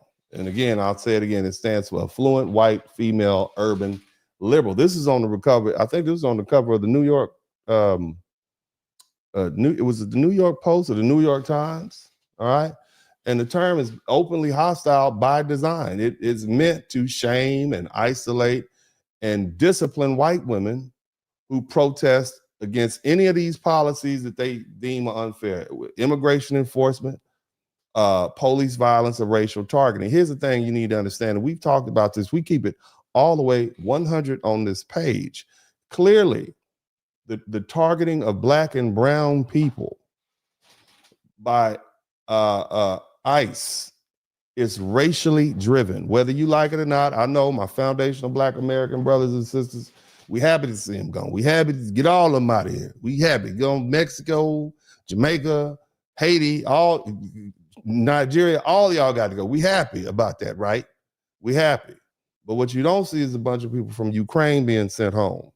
You don't see a bunch of people from some of these Eastern Bloc countries being sent home. And by my research has indicated there's somewhere between 500 to 800,000 illegal white people, Canadians and other folks are in this country illegally. And we don't see them marched around and targeted, not the numbers that we see these Black and brown people. So, you know, whether or not the law is written, the law is sending people home who are in this country illegally is clearly fair and equal, but the way in which it is executed, that's the problem, okay? But bottom line is these white women are not standing around and going along, okay? Now, here's the thing. You got these conservative commentators. They've described these women as white women. These conservative white men have described white women as the scourge of polite society. Okay, they are blaming white women for undermining order, not Black people, not gangbangers. Okay, it's not it's not the gangbangers, it's not the drug dealers, it's not the external terrorist groups. None of that. It's white women. And not, you think about that. They literally have framed them as dangerous and out of control. Shout out to Canary Valence. And you have commentators talk. I mean, they are one commentator even celebrated the label after a white woman protesting. Miss Renee Good was unalive. That is horrible. Can you believe that? That tells you everything you need to know. You know, when white women supported racial hierarchy quietly, right? When they was going along and getting along, they were praised as virtuous. And when they stepped out of line, when they start protesting, they refused to carry this racial anxiety on their backs, they became awful. Okay, not misguided, not mistaken. I mean, they are literally painting these women as enemies. And we have to be clear, okay? We have to be clear about what is actually happening, because the recent uptick in this racism didn't come out of nowhere. It's not random, okay? And it's not immigration alone. Again, this is about what's happening because these people feel like they've lost control. And here's the thing, racism gets the loudest when control is slipping. Whether we're talking about post-Civil War, during the Reconstruction era, when we talking about when Black men came back from World War II, and we had our chest out because we've been over there sleeping with them white women and shooting and killing white folk in Europe, and we just came back to the U.S. and we thought we was bad. As soon as we came back in 1918, the Red Summer popped up in 1919. They had to put us back in our place. This is what happened. Same thing after World War II. Black men came back from World War II feeling ourselves. And we had all that civil rights upheaval in the 1950s. Brothers was coming back from Vietnam. We was feeling ourselves. And then we had all those riots in the 1960s, and they killed off a bunch of our civil rights leaders. You understand? So again, I need you to understand. Look, that should make all the foundation of Black Americans uncomfortable. Okay? Because see, long before white supremacy brutalized Black people, it was built on the legal, social, and physical control of white women. Again, under that concept of coverture, right? White women were property. They couldn't vote. They couldn't own property independently. They couldn't even decide who they wanted to marry. You see? And so when white men learned dominance in Europe first, they learned dominance at home, and then they exported it. Okay, white women were the original captive audience of that white male authority. You hear how these white women talk about they don't like white. I mean, listen to what I'm saying. I mean, look, I don't get in nobody's business. But for the most part, black women like black men and black men like black women. All right. That's why even though we fuss at each other, we still making babies. Okay. Even the brothers who are passport bros, typically they go around the world looking for other black women. All right. So we still like black women. Black women still like black men. That's why they don't marry out as much. Okay. But again, that white woman, she was the original captive. She was the original victim of that white male supremacy, right? They were controlled, they were disciplined, they could beat their wives all the way up into the 50s. You look at some of these old shows, man, that the man would literally take the belt out, put his wife across his knee and whoop her butt with a belt or spank her with his hand. This is what it was. This was the social engineering. Okay? Her whole job was to reproduce the racial order. You understand me? And that system worked for centuries because obedience was enforced and it was not negotiated. But see, that system is breaking right now. They done messed around and let that white woman has been smarter than that white man for centuries. And she has messed around and suckered him into giving her the power. Do you know white women hold most of the wealth in this country? Did you all know that? Okay. And you see, did you know that they have more education?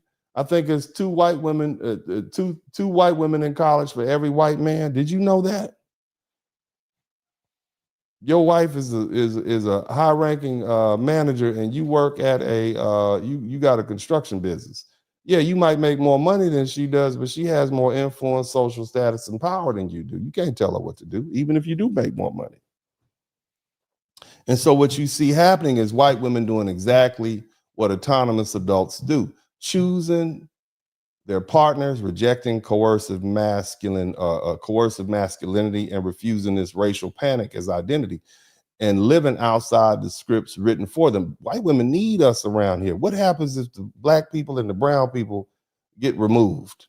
What happens? What do you think happens to white women? Huh? They know what that's like. So it behooves them to keep you around here so you can take some of them rights and lefts. They don't want to be the only ones around here getting these proverbial, having their eyes dotted, proverbially, speaking, you see? But anyway, they're dating who they want. They vote how they want. They're prioritizing their own lives. And they don't care about this white man feeling insecure. And you got that white male racist culture, can't handle it. You heard what that lady said? Yeah, my daddy was racist, been racist. They need that. Okay? So what happens when that control disappears? They get vilified. White women are now framed as traitors, degenerates, race mixers. Somebody type mud shark in the chat room. Okay? Enemies of the nation, destroyers of civilization. This is who they mad at. Did you hear the sister talk about how the white man is mad? He's mad at that white woman. This is patriarchal rage. It's the language that men who believe authority should be automatic and obedience should be owed. It's the same psychology that says woman exercising choice is provocation. Now, you black men don't understand this because we are very egalitarian. We're like, all right, whatever. We don't get down like that. We've never had a patriarchy in the black community. We don't run that like that. We wash dishes. We take care of kids. This is their problem. And so I don't expect you fellas to understand it like that because we've never had the levers of power here in the United States in the time that we've been here for half a millennia. Even in Africa, when you look at some of those Egyptian statues, you had the man and you always had the woman right next to him, holding him from the side. I think it's Tutankhamun and his wife, Nefertiti, famous statue of him. Amun Ra, I don't know. I forget right now. But so we've always worked with our women. That's not something we do. Hell, you had some female pharaohs. But here's the thing. Here's the part black people need to understand clearly. This rage is not caused by us. We're being blamed, right? We've been blamed for all the ills in America, but we're not the source. Black people are just a convenient symbol for white male failure to control his woman, right? So he can externalize it, all right, as opposed to dealing with it internally. Okay, and so this racist white male, and I'm not talking about all white men, but you guys who are white men, you heard these white folks explain it. So this racist white male culture is not angry because, or should I say, they're angry because white women are choosing. They have a choice, okay, and they want to target that autonomy, okay. Race is just an excuse. You know that white man don't care about who he's dating as long as that woman is going out there getting money. We've seen it happen all the time. As long as you can go out there and steal a black man's money, go ahead, Sarah, go get him. And hell, the white man been mixed races since the first one came down out of the northern mountains into Africa. So clearly they don't care that much about race mixing, do they? Let's just keep it 100. If white men really cared about race mixing, they would leave black women and the women of color alone, but they have gone all around the world and mixed races. So clearly they don't care that much about race mixing, but they want to maintain the autonomy to make that decision, but they don't want white women to have that autonomy. They want her to stay home for him. And see, that's why racism feels more openly sexist right now. You got people like Nick Fuentes. He says some racist stuff, but you know, the sexist stuff is the source of it. You see? That's why you see all these slurs aimed at women alongside the racial hate. That's why these men talk obsessively about betrayal and degeneracy and replacement. Those are not the words of confident men. Those are the words of men who no longer command loyalty. And see, that's not strength, that's withdrawal. And when men lose control at home, and they know they can't get the control back, they look outward for someone else to blame, someone else to punish. And see, that's when the racism spikes. That's when the violence gets rationalized. And see, that's when the scapegoats are needed. Which brings me to the most important point of this broadcast. Black people, and I'm gonna say this like your uncle, okay? Do not insert yourselves into this. Let me say it another way. Sit your black ass at home. This is none of your business. This is a civil war inside white society between patriarchal authority and female autonomy. Shout out to Kenneth Williams. Black people are not the cause. We're not the referee. We damn sure not the solution. Okay, and the only reason our name is mentioned because we're being dragged in because failing systems always look for external enemies to distract from internal decay. Do you know how we would be blamed right now if Renee Good was a black woman and Alex Peretti was a black man? See, we knew we would be the point of focus. They would come together on talking bad about black people and how stupid we were for resisting the cops. There's another one. But see, because we're resting, okay? See, because we're resting, because the Holy Spirit, whatever, the ancestors, whatever you believe, I know y'all been burning incense. Whoever you've been meditating to, whether we're talking about Jesus or the ancestors, because I know, you know, a lot of y'all out there watching the broadcast, something told us that we need to sit down, and we have sat down. Somebody typed sat down in the chat room. We are resting, all right? And understand, it's not about sympathy, it's about strategy. When a man loses control over his house, you don't stand in the doorway. When a system turns on its own women, you don't volunteer, you don't volunteer to try to stabilize it. You step back, you observe, you protect your own. That's not fear, that's wisdom. Look here. Oh, listen. White women are in rebellion. For whatever reason, we thought they had it good. Didn't we think white women had it good? All you black women wanted to be like white women. You wanted to be like Sarah. You want to be like Becky. You wanted to have what that white woman had. Okay? They are in full-blown rebellion, and it's not a fantasy. Look, this is not some handmade caricature. I'm talking about they're educated, they're affluent, they're mobile, they have degrees, they have careers, passports, and they have options. And see, that's the part that they never want to say out loud. Women, especially white women, are no longer economically dependent in the same way that they used to be. They can earn, they can leave. Okay? They can choose and they can refuse. And when that control disappears, insecurity shows up as rage. That's not the language of dominance. That's the language of fear. And that's what people sound like when something they assumed was permanently theirs turns out to be temporary. And those women have become the nemesis of that white male patriarchy because they're refusing that old deal. And the data tells the story. White women have voted in higher rates than men in every presidential election since 1980. College-educated white women have consistently moved away from the hard right and patriarchal politics. You understand? What do you think that whole overturning Roe v. Wade was about? It sent the message. Bitch, we want our control back. Excuse me, I shouldn't say that. We gonna control you again if we can. You gonna have these babies. Somebody type white babies in the chat room. Somebody type white babies in the chat room. Okay? That's not abstract. That's it. This is a fight. This is a white fight. Okay? And see, here's a deeper issue. Patriarchy depends on leverage, and leverage is breaking down. See, look, you brothers, you always talk about game. You be spitting game. Yeah, man, you know, baby, I talk to my woman and blah, blah, blah like that. Look, everybody don't have that type of game. Some men have to use leverage. Basically, if you want to eat, then you're going to stay here with me, Sarah.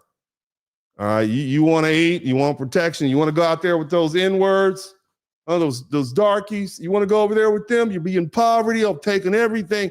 They can do that when the legal system gave the man the house, the cars, the wealth, and the children. She left with nothing. But see that old divorce system. Oh boy, you brothers think that you have a hard time with the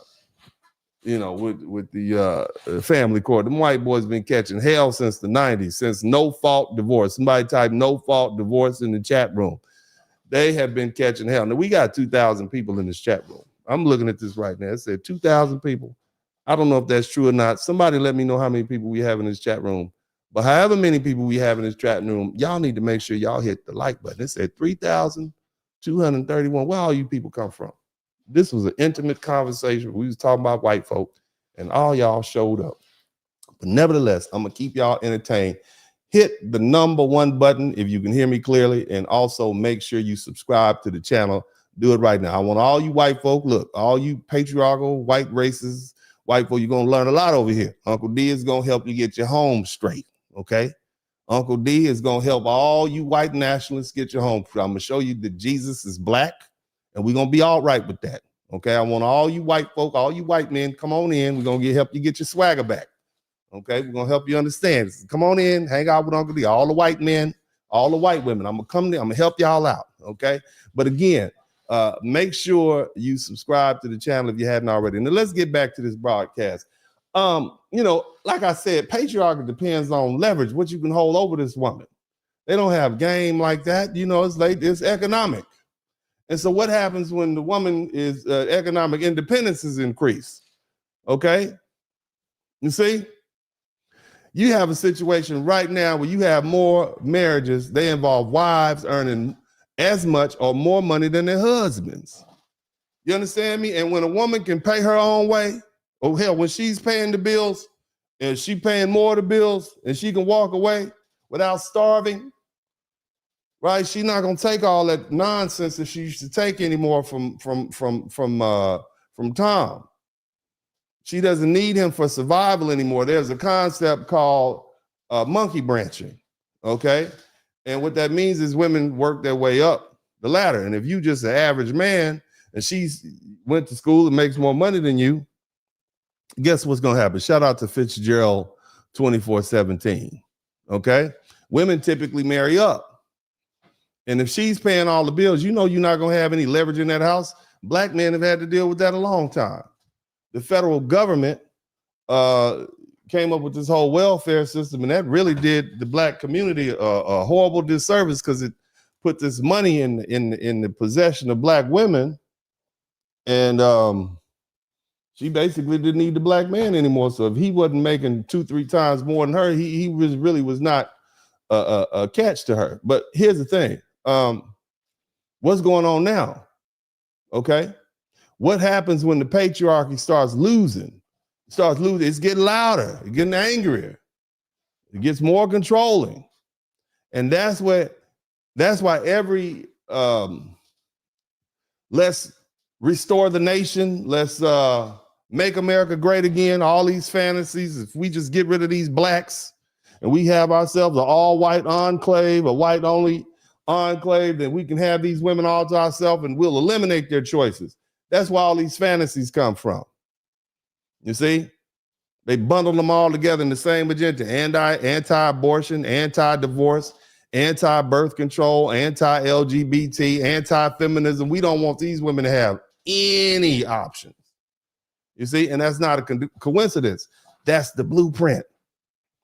Okay, hierarchy, resentment, control, all dressed up as morality. Because remember, they keep throwing Jesus in it. Jesus ain't had nothing to do with this. You understand? Yeah, you with me? Now, the truth is, many white women across long stretches of American and colonial history experiences white patriarchy, and they recognize it as a trap. It's not a privilege. And this shows up repeatedly in some of the letters and the court records and the plantation diaries and the oral histories. As again, I talked to you all about the term coverture. And under English law, a married white woman was basically her husband's property. She subsumed his identity. She didn't control anything independently. He could take her money. And so divorce was rare back then because it was impossible. Where was she going to go? He was going to take everything. And so between the 18th and 19th century, marriage was basically you obligated to have sex, you are legally dependent, and you are confined. You see, and historians have documented cases where white women, they sought informal covert ways to try to secure financial independence in order to escape these abusive, unwanted marriages. Let me explain something. I've read enough, in my work on reparations and trying to figure out who owned who and why. White women owned a lot of slaves. Matter of fact, in countries, in places like South Carolina, the husbands, the fathers would leave the slaves to the daughter just so she could have a source of income because he didn't trust her new husband. This is your daughter. So she would leave him some slaves. And guess what the white women would do? The white women would then hire out their slaves, keep the money from the slave that the slave made, hold it somewhere safe so that she could use that money to escape from her husband. This is what white women were doing. Okay? Think about that. They would sell small goods. They use household economies. They stash money without the husband's knowledge because anything she earned was his. This is all in these slave chronicles. These white women were not having a good time. All that antebellum love, it was not what you think it is. Okay? And a lot of these actions appear in probate disputes. Runaway wife notices. You know how they have runaway slave notices? They had runaway wife notices in the local newspapers or correspondence. The wives would run away. The men would literally go out and put signs up and say, "My wife has run away," and have her trapped. You got the white slave catcher looking for the runaway slaves and the runaway wife. So again, these women were not rebelling against society in the abstract. They were trying to survive this male control. And at the same time, white women were acutely aware of the white man's sexual hypocrisy. Here he is telling her what she can and can't do with her hot pocket. And and you look at the plantation and you listen to some of the slave narratives. Hell, right now, most of y'all can take some DNA. The vast majority of Black Americans have white European DNA in it. Where'd that come from? Okay? And it happened because white men routinely took or coerced Black women under their authority and control and had sex with them while publicly declaring they're inferior and animalistic and unfit for citizenship. But you was getting civilized by that chocolate-nated hot pocket. You see what I'm saying? And of course, white women knew what was going on. They saw this as a contradiction. They saw it up close. They lived with it. They raised children alongside the enslaved or the formerly enslaved women who bore children and fathered by the same white men who was the father of their children. You could put them kids next to each other and they look just alike. Think about that. That's why they had to come up with something called the casual killing laws. White women were so angry that they would unalive these kids. They would just hit them upside the head with stuff. They would hit the women upside the head with stuff. I mean, they literally came up with a body of law called the casual killing laws so that you could no longer prosecute a white woman. That's who it was normally for unintentionally unaliving a slave. And that's how mad they were around. Can you imagine that? You stuck out on that goddamn plantation and he done had another baby. You sitting up here pregnant and now you got ghetto twins. You got, I think, you know what a ghetto, somebody type ghetto twins in the chat room. Y'all know what that is? A ghetto twin is when your baby daddy got another baby mama pregnant at the same time that you pregnant, like Cardi B's baby daddy. That's a ghetto twin. Imagine that. You sitting up there pregnant and next thing you know, damn Annabelle is out there in the slave quarter pregnant too, and there's no other men on the plantation. So you know your husband did it. And the baby come out looking just like your child. You know, children, even Black children come out being very pale looking. So they look like twins. She's suckling one baby.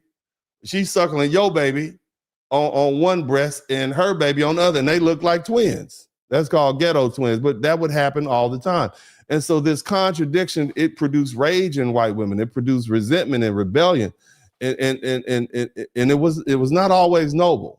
You see, and hell, it wasn't safe, but it was real. Okay. And so what happened?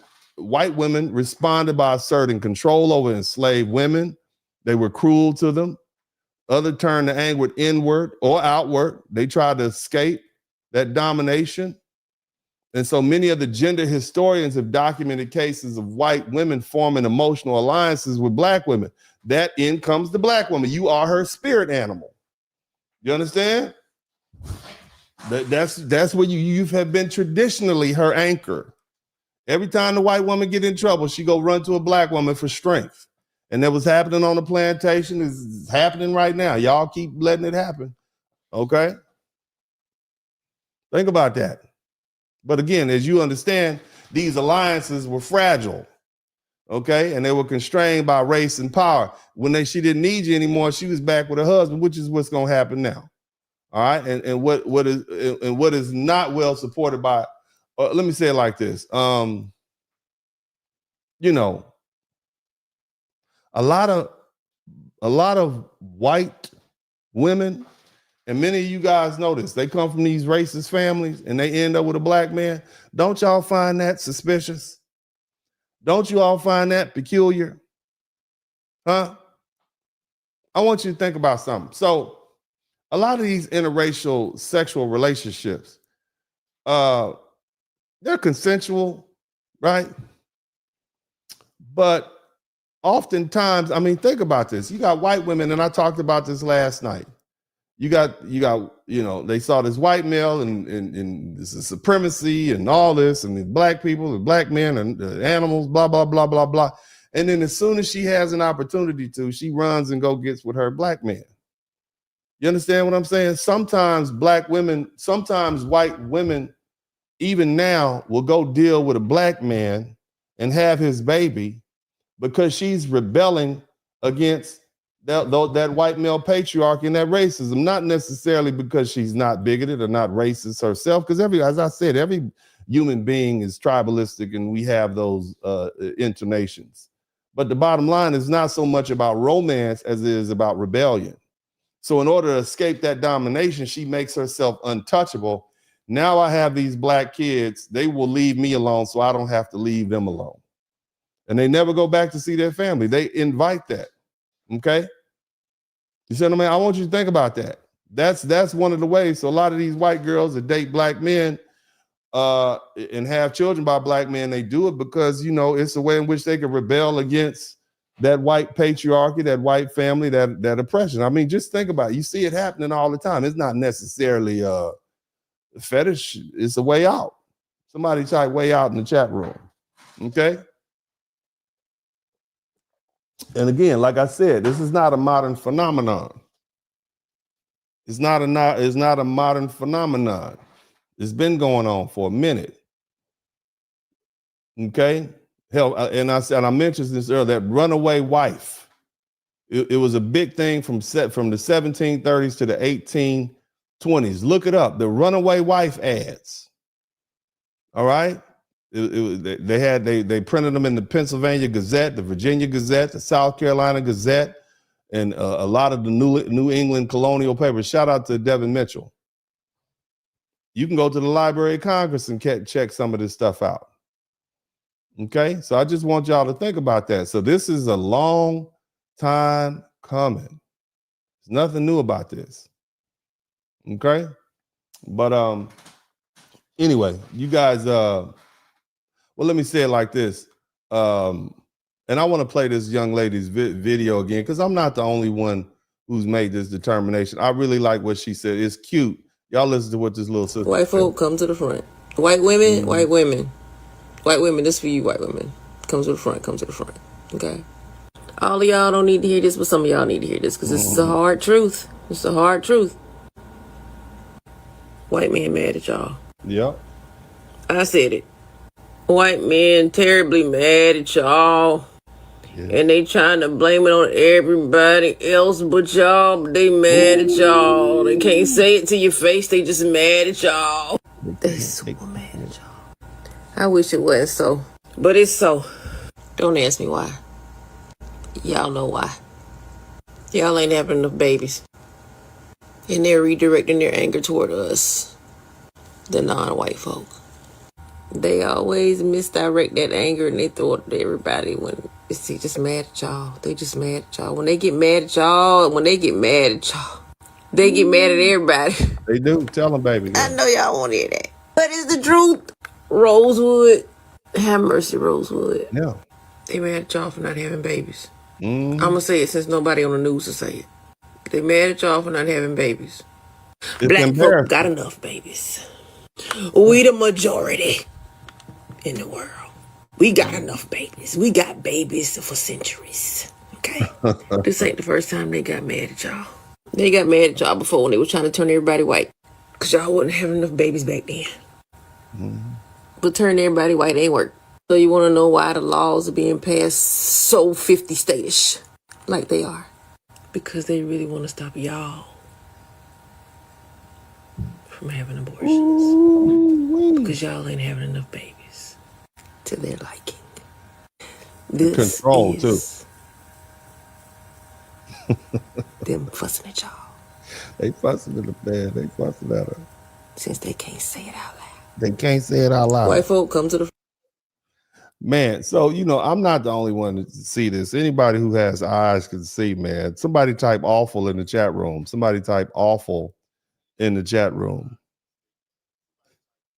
So again, and you know, we're not gonna be here all night, okay? But this is not an accident. That the backlash is both. We see the racist part, but we might not necessarily see the sexist part, because some of us low-key want to agree with that. Some of y'all mad at black women, and you want to agree with that. And some of you mad with your Hispanic, or you mad with your women. So yeah, right. Okay, I got it. All right, but again, this is not an accident, okay? And you know, again, the worldview. Okay, the patriarchy is dying. And see, a woman's self-determination undermines a masculine, a male authority. And here's the thing, fella, it's your fault. Black men in general have invented have taken technology to the point where women don't even need men anymore, despite what you say. They don't need us anymore. Okay. And so because of that, because you're irrelevant, they don't need you. And so you've made yourself irrelevant. Now, I'm not going to go too deep into why I think or, why that is. But what I will say, and I want you guys to be understand, I'm not here picking on white liberal women. I'm not picking on any woman. In fact, if you want to get down to it, I want to be clear. This is not an attack on white women by black people or by communities of color at all. It shouldn't be, at least not on my part. This is white patriarchal frustration with a social evolution happening that it didn't want and can't stop. And for that reason, I salute these awful women. Somebody type salute in the chat room. I salute these white women. And I don't have a problem saying that. And see, this is what separates me from a lot of the dudes who are so-called red pill or manosphere, whatnot. I speak the truth. Okay, if you earn your place, you should have it. Okay, you claim your own destiny. I acknowledge you. I'm 100% with you. I want to see you win. I want to see everybody balling. You see, I don't, and let me, I guess it has to do with the fact that I don't fear empowered women. And let me explain something to you about my position as a black man, specifically as a black American man, or what we call a descendant of the American Negro, ADOS, foundational black American Solon man. I have no problem with a intelligent, educated, hardworking, strong woman. Okay. As growing up, I was surrounded by strong women. Matter of fact, some of them was so strong, if they hit you with a right cross, you would be on your back. Okay. Because a lot of them were literally physically strong. Shout out to my cousin Shalonda. I have to tell you about that story one day. But the women that I grew up with, they didn't work because it was trendy. Okay. They worked because they had to. Women who made things happen whether conditions were fair or not. And two of the most powerful influences in my life have always been my grandmother and my mother. And now that does not mean I always agree with either one of them. And I love them both, respect them both, strong women. But it does mean, it does not mean we never clash. But the lessons they drilled into me was simple and consistent. Hard work, stay your ass out of trouble, get as much education as you can, and do the right things by your family. And more importantly, I watched them live those values for decades. I watched their strength over time, not in theory, but in practice. Because of that upbringing, I'm naturally more egalitarian. Now, I was around a lot of very successful black men. I mean, you got my dad black back there. He was an attorney and love him to death, appreciate it. He and I didn't agree with everything. You see what I'm saying? But so I had positive football coaches, etc. I had all that. So I had a very balanced life. But the bottom line is I'm egalitarian. And what that means is, and some of you ladies may like this and may not like this, I understand that women are capable of doing. Okay. I've never been the type of man who thinks a woman is all delicate and fragile and sugar and spice and everything. Hell no, not me. Oh no. Oh no, all hands on deck. You understand me? And so you may not like that. Okay. You may not like that. I never infantilize women like that. I saw too much. On top of that, I'm not an insecure man. And my wife would tell you, she's a dynamic woman. She was just honored. The woman has as many degrees as I do. And I've told her before that I expect you to be one of the richest women that I know. I've told my wife that. I've told her that. And I'm damn sure gonna make she is. You see what I'm saying? And I've told my sons that. And see, here's the thing. She has as many, like I said, she has as many degrees as I do. And I have 2 law degrees. She has 2 law degrees. I tell my sons all the time. And she's gonna be rich because she listens. She do exactly what I say do, and she's gonna be rich. I empower her, you see? And I'll say this plainly, even though it sounds patriarchal to some, that she follows my guidance or how to conduct herself in business and the practice of law and in education, that's not about control. That's about standards. It's about discipline and it's about execution. See, a lot of you all, we talk hypothetically about these high value men. Well, I'm one of them. High value man means I have high standards for myself and I expect everybody around me to adhere to those standards for themselves. We talk about discipline, we talk about execution. And, you know, here's where a lot of men get exposed. A lot of men want to keep the woman barefoot and pregnant, not because that's a woman's place, but because it allows those men to avoid elevating themselves. You see? Think about that. See, if your woman is stagnant, you don't have to grow. If she's dependent, you don't have to improve. That's not leadership, man. That's fear. You see, and one thing I'm not is afraid. I'm not a scary dude. You see, if you're with a woman who's doing well and you want to keep her respecting you, you got to stay up. And that means if she's hustling, you got to hustle harder. Not because you're competing with her, but because a man that leads from the front, that's what you want to be. That's leadership example that I provide. You see, you don't pull people down to feel tall. You see, you rise so others can follow. Yes, women are hypergamous. And I know you guys have heard that word before. In other words, they looking around. My Uncle Slim told me this a long time ago. He said, man, your woman might love you, but that don't mean she's not looking around for a better deal. And I've always internalized, I thought about 14 and 15, I used to ride around my Uncle Slim in his Cadillac all through the city of Los Angeles. Man, we'd be all up in LA, West Side, Compton. Sometimes we'll go up to Wilshire Boulevard and I'm just riding. I should have had my ass in school, but I'm riding around my Uncle Slim and this L-Dog. I think he had like a 78 Eldorado. It was brown. We always had the fifth wheel in the back. And, you know, Uncle Slim was about 6'8". He used to have diamond rings on. Uncle Slim is why I always liked these alligators. You know, when I was a young boy playing football, I would look up in the stand. Uncle Slim would be up in the football stands at Manual Arts High School. I remember one day he had a goddamn yellow suit on with some red alligators and a red handkerchief silk sitting up in the stand. I'm like, he's like, who is that? That's my Uncle Slim. And just imagine a big, tall, 6'9" man sitting in the stands at Manual Arts High School, shining and glistening. That's my Uncle Slim. Yeah, man. So anyway, bottom line is he gave me that game, and I kept that in mind. You see what I'm saying? You know, and he was telling me way back then in the 1980s that women are hypergamous, and that's real. But instead of trying to keep women down, I uplift women around me. Hell, I push everybody. I push my sons around. Everybody get pushed around. You can't be around me and be stagnant. You see, even the young ladies in my office right now, they all go to TSU, which is a historically black college here in Houston. I'm trying to get them to go to law school. Ain't no money in being regular. You see what I'm saying? Because see, that pushes me to outdo myself. See, strong women don't threaten a strong man. Successful women don't threaten a successful man, but they do expose weak ones. And so at the end of the day, I'm a constitutionalist. I believe all people are equal under the law in the United States of America, and I thank God for that. I don't need to keep a woman down to feel good about myself, man.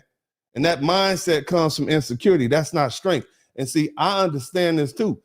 I'm a foundational Black American man raised in what is many would call a matriarchal, a woman-dominated environment. And I've seen women at their best, and I've seen them at their worst.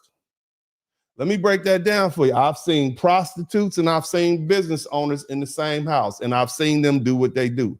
I've seen school teachers and I've seen crack moms in the same house, eating out the same kitchen. You see, I've seen women who are police officers and women who are PhDs, but also seen women who are drug dealers and scammers. You understand? I've seen women who are professionals and mothers and leaders. So there's no mysticism for me when it comes to women. And I've seen that at a young age. What I've learned is that they're human beings. They're capable of good and they're capable of bad. There's some strong women and there's some weak women, just like men. And I accept them as they are. I don't have no fantasies like that. I don't pedestalize women. I don't infantilize them. And that's the difference between me and a lot of you fellas out there. You see? Of course, there's some physical differences between men and women. We all know that. It'd be stupid for me to sit up here, anybody to sit up there and think that, is, oh, yeah, I'm not, why would we reduce it all the way down? Oh, a man is physically stronger. But hell, here's the thing. I've met women who are more mentally tough and more emotionally stable than a man. I want you, if you don't, go watch a baby be born. Go watch a baby be born. Okay, hell, the shot that they put in the women back is enough to make you pass out. They put a shot, get a needle about that long, and they put a shot in your back. You understand what I'm saying? Most of y'all pass out that. Now, if you ever want to know what it's like to have a baby, I want one of you dudes to get a grape and push it through your pee hole. That's what it's like to have a baby. All right. So in order to you can't say that's not mentally tough, right? And they can't control their emotions and able to stay focused under pressure. And of course, you got women. I don't want to reduce it down to just biologically, but hell, there's some of the best lawyers and best judges I've ever encountered have been women. One of my favorite judges, the Honorable Vanessa Gilmore. She was the youngest federal judge appointed to the federal bench. She got appointed by Bill Clinton. She's one of my mentors, Black woman. Went to Hampton, and then she ended up going to U of H Law School. And hell, I've had some women, they have handed my ass to me in court, okay? And I thank God for it because that made the profession better. I want you to understand, so I'm gonna land this plane in a minute. No society can progress while keeping half of its people down, okay? That's just reality. You see, like the old saying goes, if you want to hold a mule in a ditch, you're going to have to get down in there with it. And as long as men are trying to hold women down, they keep themselves stuck in that dirt. A woman can rise no high. I mean, I don't want to go into that too much, but here's the bottom line. White men have been keeping these women down, okay? And these women are like, nah, we're not going for it. You can't elevate like that. You never will. And see, that's my perspective, and that's why women all over the world, and most Black men share that perspective. I hope they do. But that's why women all over the world are choosing foundational Black American men, because we are egalitarian. Okay, and that's our cultural upbringing. It separates us from African men who are Black. It separates us from Caribbean men because they're quite patriarchal. You see, it separates us from Latinos, and it separates us from white men and every other group of men. It's not, we always say, oh, it's the penis side. That ain't it. It's who we are as men. Yeah, I'm sure they like that wood. Somebody type that wood in the chat room. I'm sure these ladies like that wood too, but it's not all about that. You see, it's about the man you are. And again, that's the reason why Black American men are considered the best fathers in America, because we're the most involved, according to the CDC report in 2015. And that said, Black people should approach this moment with strategic discipline, not emotional entertainment. Now, when men begin to view their own women as enemies, that's not politics. Okay, that's failure, and that's what you see happening now. You see the legitimacy has collapsed. You see, real power doesn't need to threaten to shame or intimidate. Power that's legitimate is followed voluntarily. So when you see these white men start calling their women traitors and degenerates or enemies, what they're really saying is we no longer have moral authority over them. And so again, for centuries, white men dominated, that white male dominance depended on that silent agreement. And the white woman would accept male leadership and reproduce the babies and socialize the children to follow that hierarchy. But see, that foundation is cracked and it is going out. Okay. And that's what you see happening. You see it. Now, the question is, when you start asking yourself, when the control turns inward, you got these men asking themselves, how do we win? How do we stop these women from defecting? This fear of when white women are not participating in the social order means that, they're not giving birth, they're not raising children, they're not going to be able to transmit those values and help shape the identity of these children. The white men don't trust the next generation. And so this is the problem. And so now you have coercive masculinity. See, strong masculinity attracts loyalty. Weak masculinity demands obedience. And this is what you see happening right now, family. So I'm gonna let another video play real quick. Y'all hit the #1 button and make sure, if you haven't subscribed to the channel, make sure you do so. Have you all been learning something? If so, make sure you hit the subscribe button. Now I want y'all to check this out. Hit the subscribe button. Make sure you learn something, and let me know by hitting the subscribe button. Check this out.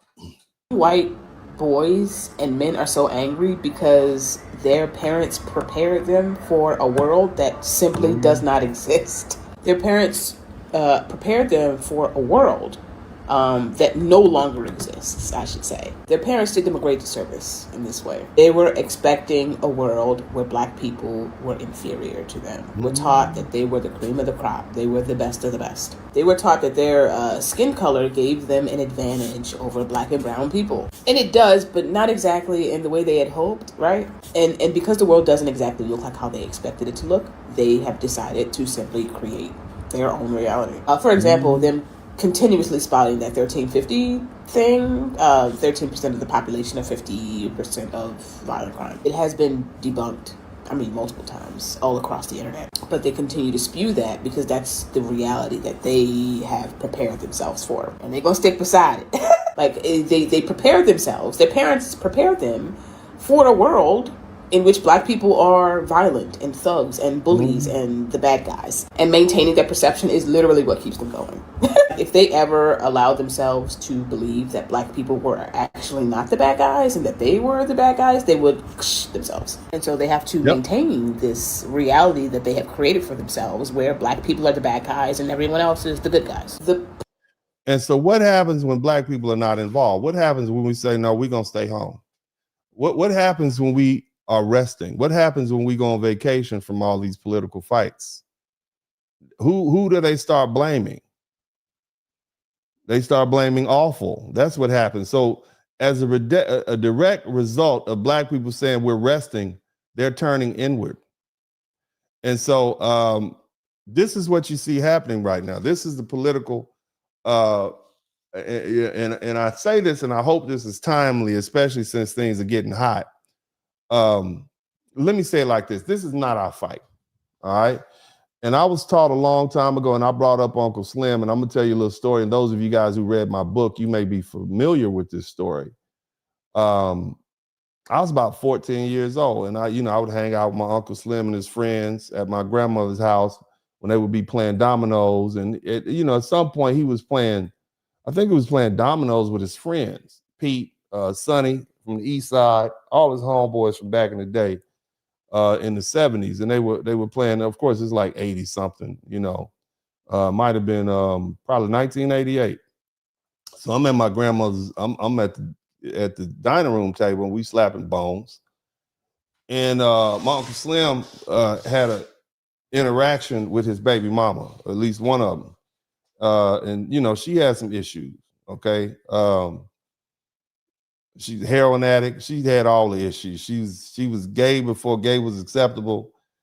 Her couple of kids, had 3 kids from, it is what it is, man. You know what I'm saying? Bottom line is he was strong on her. I mean, the hand was strong on her, and she kept messing with him, and so he went off on her. And also it was some other women in the house. I believe my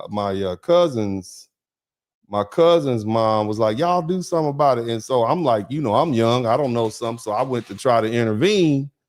And before I got 2 steps, one of my Uncle Slim's homeboys grabbed me by my shoulder. And he told me this, as the action was going on, he said, you nephew, you don't ever intervene between a man when he's dealing with his woman. And it was bad. I mean, it was feet, fists, elbows, somebody's falling down on the ground bad, right? But he told me that. He said, that's not your place. And on top of that, you could turn his rage against you. And so any holding back he might do against his woman, he's now he's not gonna hold back on you. So stay out of it. And see, that lesson stayed with me. And what I learned in that moment was not approval of behavior or brutalizing women, but an understanding of how rage works, how boundaries work, and how power turns unpredictable when pride and emotion are involved. See, I'm gonna land this plane, okay? Just like in the street, when a civilian inserts himself into a conflict that's governed by its own rules, he becomes the weakest, most exposed party. See, emotion collapses structure, and once that happens, intentions don't matter. Only consequences do. Now, I wrote this in my book, it's the rules to live by, how to maintain peace of mind and happiness in a conflicted world. And in that book, I've explained that one of the fastest ways to lose peace of mind is to insert yourself in conflicts that are not yours to manage or resolve. See, wisdom is not proven by constant intervention. It's proven by discernment. Knowing when to act is important, but knowing when not to act is critical to your survival. Look, just as I learned on the streets that civilians have no protection when they violate the code, I've learned in life that stepping into an emotionally charged personal conflict invites people to redirect their rage and violence towards you. See, rage doesn't have reason.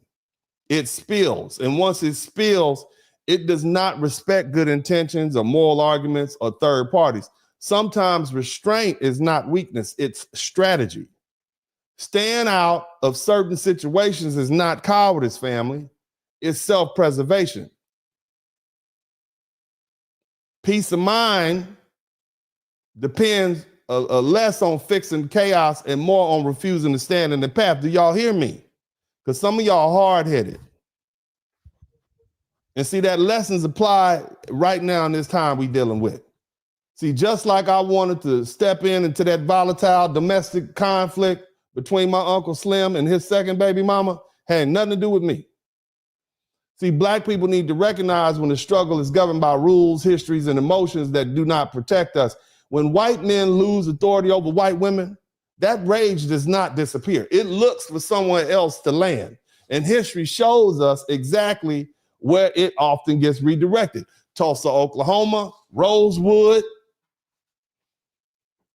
You insert yourself into someone else's internal breakdown, you don't become a mediator, you become a target, fool.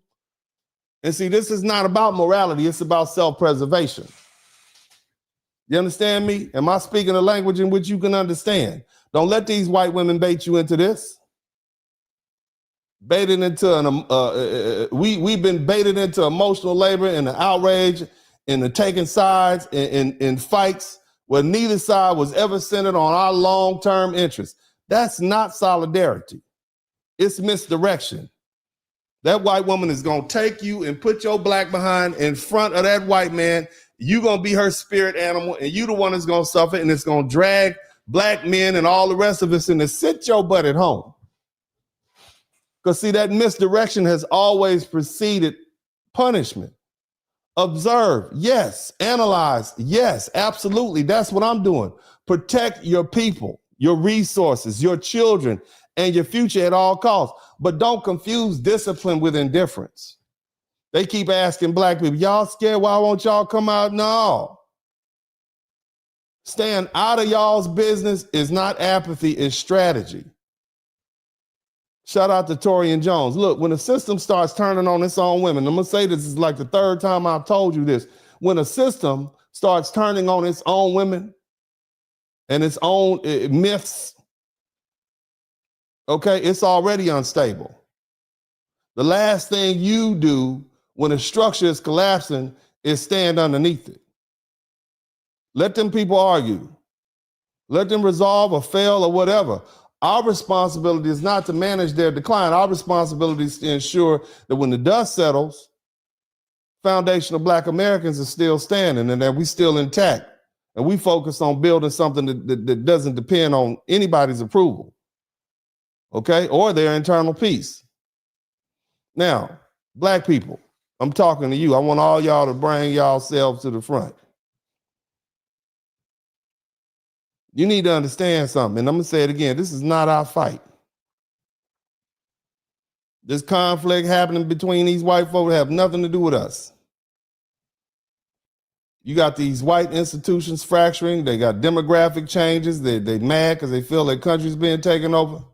We didn't have anything to do with that. They let these people in. It's them and that man and that woman not getting together, having their children. What does that have to do with us? None of this is about black people. Even when our names are dragged in. Okay? It's still not about us. They would like to be able to use us as a scapegoat. Somebody typed black fatigue in the chat room. Where'd that come from? How do we get involved in that? Somebody typed black fatigue in the chat room. That was a talking point for about 3 or 4 months. We didn't have anything to do with it. We're not the root cause of this. And we're not the solution. This is a family dispute that white people are having. And we're not part of that family. So the smartest move for black people is to stay out of it. Look, history has showed us that we've paid a high price for inserting ourselves in internal conflicts, being used for leverage in struggles that it was never about our freedom. And when we step into these disputes, we lose protection and gain nothing but exposure. And so at this moment, it requires discipline, not participation. Let them fight it out, and let the white folk and the white women, let them deal with that. Let them resolve these internal power struggles on their own terms, because our responsibility is to our community and our resources and our future and our families, not refereeing and rescuing a collapsing power structure that never rescued us. Now, let me break something down further for you. Who is Donald Trump to these people? Why does Donald Trump, let me let you see something, because I want you to understand what I'm talking about. Donald Trump is not saying anything that none of these other folk have been saying. I want you to listen to what your first black president said. Protesting ICE today, but you voted for it in 2008. Bush administration has done nothing to control the problem that we have. We've had 5 million undocumented workers come over the borders since George Bush took office. It has become an extraordinary problem. And the reason the American people are concerned is because they are seeing their own economic position slip away. And oftentimes, employers are exploiting these undocumented workers. They're not paying the minimum wage. They're not observing worker safety laws. As president, I will make sure that we finally have the kind of border security that we need. You ever ask yourself? Somebody typed deporter in chief in the chat room. I think, did Barack Obama deport? How many millions of people did he deport? Was it 2 million a year or something like that? Didn't he deport like 8 to 10 million people? Somebody check that real quick. Barack Obama has deported more people than any other president. Shout out to Alabama Clay Child. Are y'all learning something? Maybe I need to try harder. Somebody said, scapegoat a spirit animal. Yeah, man. But look. So what I'm saying is, my whole point of showing you all that video was that Barack Obama is doing. Trump is doing the same thing Barack Obama was doing, trying to do. That's deport these illegals. And so, what is it? And I need black people to understand why you need to stay out of this family fight and why this really is a family fight. And in order to do that, you need to understand Donald Trump and who he represents inside white society. Let's break it down. Donald Trump, he's not just a politician. He is an 80-year-old white male patriarch. He is rich, he is powerful, he is loud, he is entitled, he is racist. Whether I know you don't believe he's racist, because I know we got some Trump support. I can absolutely tell you I still support Trump. And I voted for him knowing he was a bigot and a racist and all that. I'm telling you, because what he's doing, at most of what he's doing serves my direct interest. Bottom line is, this is how he's perceived by white people. He represents the daddy figure that's used to being obeyed. He's that white male authority, the kind of authority that tells people what to do, how to live, who belongs and who doesn't. That's him. He embodies everything that these liberal white women and many liberal men have spent decades rebelling against. Remember we talked about rebelling? He's crass, he's ignorant, he's racially insensitive. They know he's a hypocrite. They know he's a sexual deviant. Somebody type Steen in the chat room. They know he's steening people. Somebody type Steen. They know he's a sexual deviant. They know he doesn't live by the moral rules he demands from others, and that's exactly why he enrages them. They know him. That's their daddy. Trump doesn't persuade people. He's not using game. He's not egalitarian. He commands. He doesn't ask, he orders. He tells them what's good for the country, what's good for their future, and what sacrifices they need to make to keep the system going that they increasingly see as unfair and unjust and hostile to their own autonomy. The racial system is tied to the patriarchal system. That's what I'm trying to explain to you, family. And so they're rebelling against him. So what you're watching, black folk, what you're watching is not just political disagreement. It's family rebellion. White people know this pattern well. Did you hear all them white people telling on themselves? We've never heard white folk out snitching and telling on each other like that. They are telling. This is what they're telling you, but you're not listening.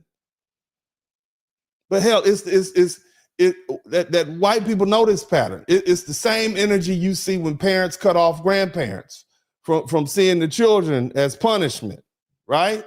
It's the same dynamic when control is lost and boundaries are broken. It's not a rational debate. It's an emotional revolt. And here's where it gets uncomfortable. White women historically have used their bodies and their choices and their relationships as tools of rebellion. And that includes dating and having children with black men. That not always about because of love or hate, but often as a direct rejection of the racial and sexual rules that they were raised to obey.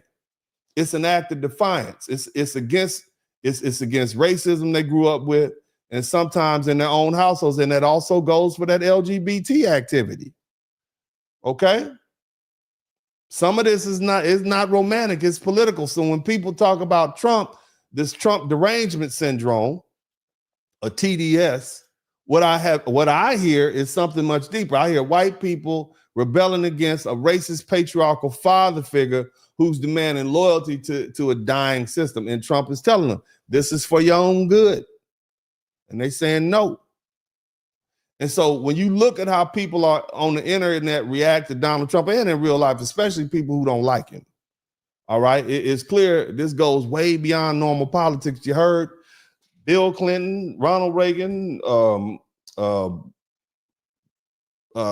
George W. Bush, Herbert, his daddy. We've heard all these people say the same thing about immigration. Why is this different now? Why does he get under their skin like that? Again, this is not just a disagreement about over tax policy or immigration. The reaction is visceral, it's personal, it's emotional, it's obsessive. They can't stop watching this man on TV. Did we even see George Bush this much? Barack Obama was the first black president, and they had eyes on him everywhere. He didn't get this much press. Barack, go away. We didn't see him. But we see Donald Trump every day, not just on the news media. We see him every day. This man is trending on all social media. And again, when you look at the actual policies, Trump is not doing anything radically different from what the other presidents did. Barack Obama, like I said, they call him the deporter in chief. He deported more people than Donald Trump. His administration put children in cages at the border. It was Barack Obama that did that. And these facts are well documented. And yet, the emotional response to Obama is nowhere near to what we see from Trump. You might say, well, George Bush was a white man too. That's true. George Bush, both of them, but specifically George W. Somebody type W in the chat room. George W. Bush was a white man too. That's true. But nobody reacted to George W. Bush the way they reacted to Donald Trump. People saw they saw George W. Bush as a kind of jovial goofy. He was goofy, right? Some of them saw him as funny. Other of them saw him as inept. But, very few people were afraid of George Bush. right? He didn't trigger the kind of rage or fear or obsession that Trump does. So if the policies are similar and the outcomes are the same, what's the difference? The difference is not the policy. The difference is the effect, the psychology. That's what's going on. See, Trump, he's not experienced by white Americans as just another American president. He's experienced as this authoritarian father figure, okay? And they call it transference. When emotions originally directed at a parent get unconsciously transferred onto someone else. Daddy issues, y'all ever heard that term? Daddy issues? Yeah, that's what you're dealing with. Mommy issues. And so Trump has become symbolic. He's a stand-in for that white male patriarch many of these white folk grew up with and rebelled against. He represents the punitive father. He's a moral hypocrite. They saw their father punishing them, come home, beat them up, beat the wife up, beat the kids up. White girls catch hell. And I'm going to do a broadcast about that. White girl catch hell. Do you hear me, little white girls out there right now? I know poor little white girls right now. A lot of these white girls will tell you they've been through hell and back, growing up in those white houses from their fathers, all sorts of stuff. Right? They know their father. He's a moral hypocrite. He's drinking. They know this is what they see. And they see the controlling aspect. That's the insecurity. And then they demand authority for your own good. And see, that's why reactions to Trump are not proportional to specific policies. Everything this man does get a backlash. Okay, people aren't just reacting to what he does, they're reacting to what he represents. That's why the anger feels so deep and so personal and so constant coming out these white folk. And the polling backs up this data. You have all these polls over the years that show people who disprove Trump, they cite his personality. They cite his temperament and his character. What does that have to do with what the president does? Huh? Think about that logically. If your problem with Trump is his personality, his temperament, and his character, why? I mean, we invaded a country that had nothing to do with 9/11 and bombed the hell out of people.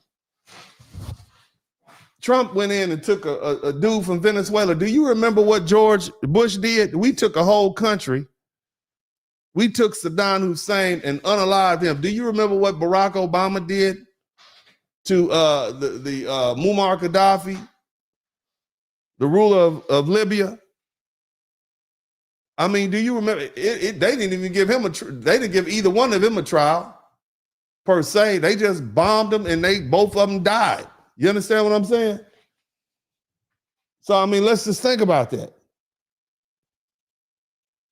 This man, I mean, when we go back to Trump, his disapproval numbers are so high across all these issues. At the same time, the economy, immigration, foreign policy, leadership, that tells you something important. This is not a narrow policy disagreement. This is a holistic rejection of authority. That's what you're looking at.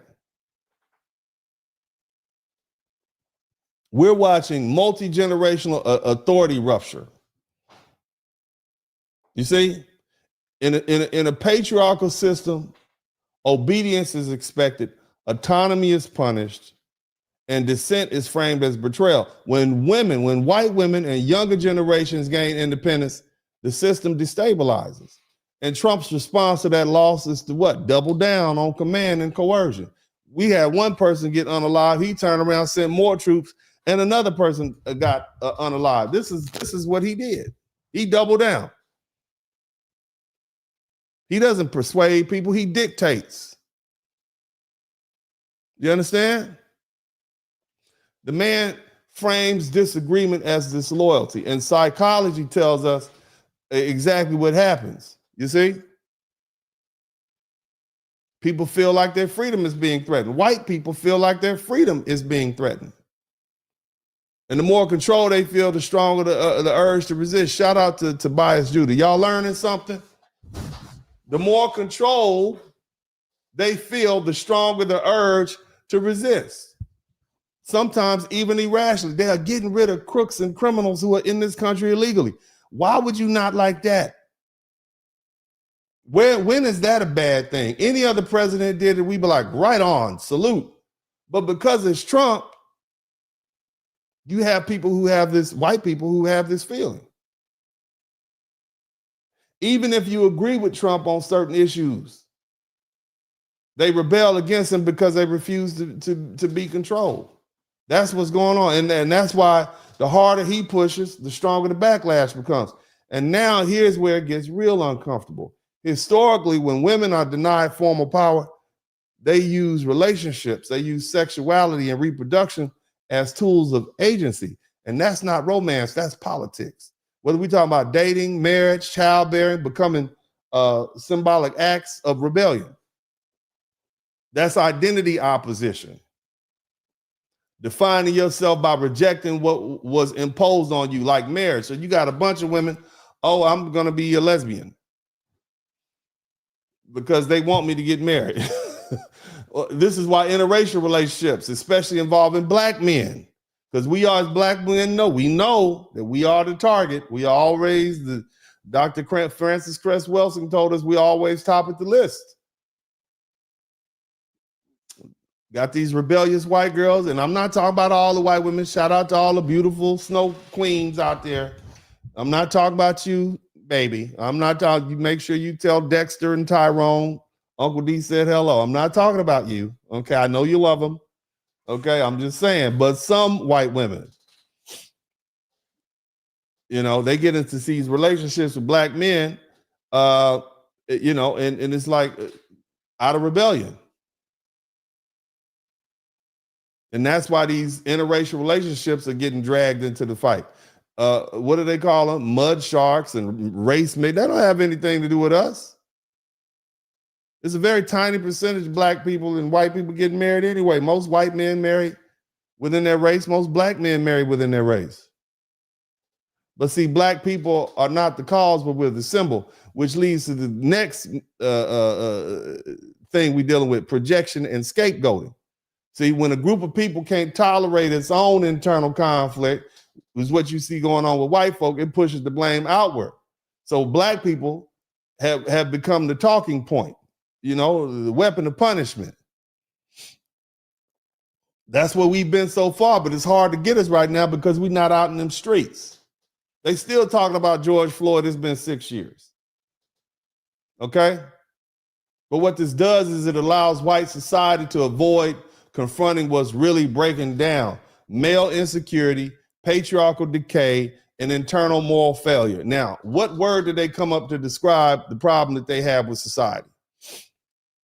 They called it woke, which is a word that black folk came up with in the 1980s and the 1990s to kind of discuss us opening up our third eye. And they used to say it a lot at the poetry slams, right? Back in the day.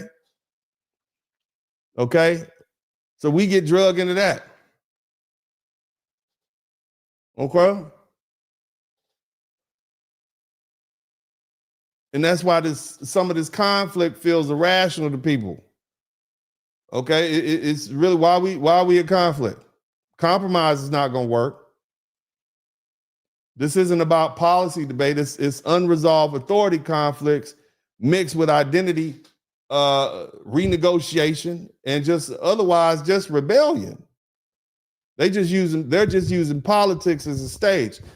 And so, again, black folk, this is exactly why I keep saying black people need to stay out of it. We are resting. We have nothing to do with this. See, when people start talking about Trump derangement syndrome, they're not talking about a medical condition. I hear white society rebelling against a racist, patriarchal father figure who's demanding loyalty to a system that no longer works. And black people need to understand this clearly. We do not break this family, and we cannot fix this family. Let me say that again. We did not break this family, and we cannot fix this family. This is white folk dealing with other white folk. And the best move for us is to stay out of it. Now, let me talk to you black conservatives. and you left-leaning activists. I want to talk to all you black people out there. Now, some of you all complain about me because it's like, we don't know where you stand. One day you're against the immigrants, the next day you're calling it racist targeting. I speak the truth. I vote my interest. And see, that's what happens when you're honest with yourself. I'm not like y'all.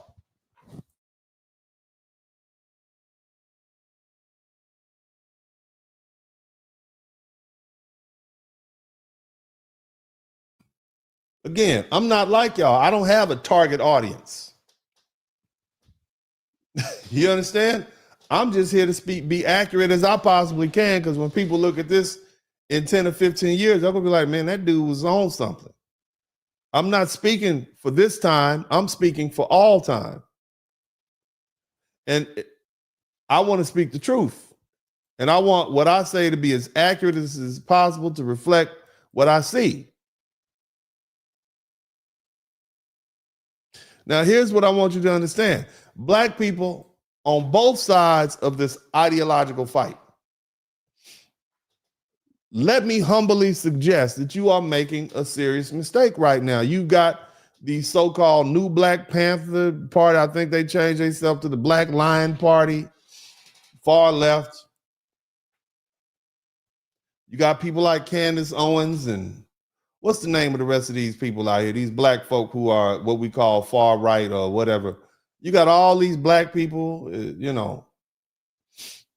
getting in this business. You got the Black Panthers in Minnesota, black, whatever they call themselves, inserting themselves in a situation where a white woman and a white man got unalived by ICE agents. And yes, what happened to those people was tragic. It was unnecessary. No one is denying that. But let's be clear about what you're walking into. This is not a black issue.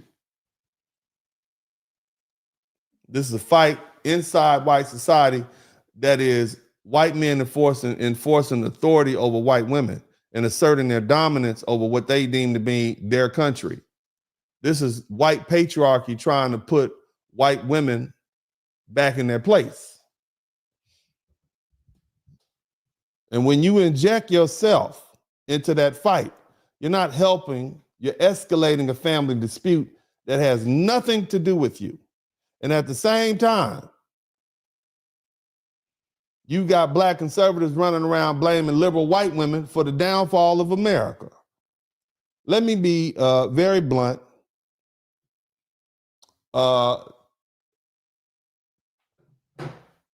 Okay?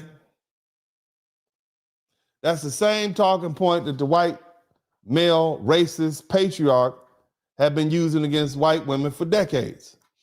You're parroting that ideology and the very people who have historically oppressed black and brown people and Asian people, and that's hypocrisy. But let me say this clearly. There's nothing wrong with women, white women, any woman having a voice in society, whether she's liberal or conservative or whatever. Women are your mothers, women are your sisters, women are your daughters, women are your wives, they're your grandmothers.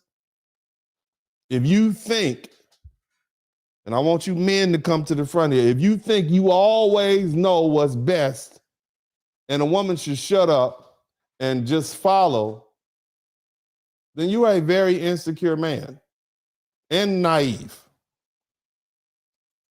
So these black conservatives need to hear this plainly. Stop interjecting yourself into this war between white men and white women. If you find yourself blaming liberal white women for the collapse of America, you're overstepping your bounds, unless you're a white man.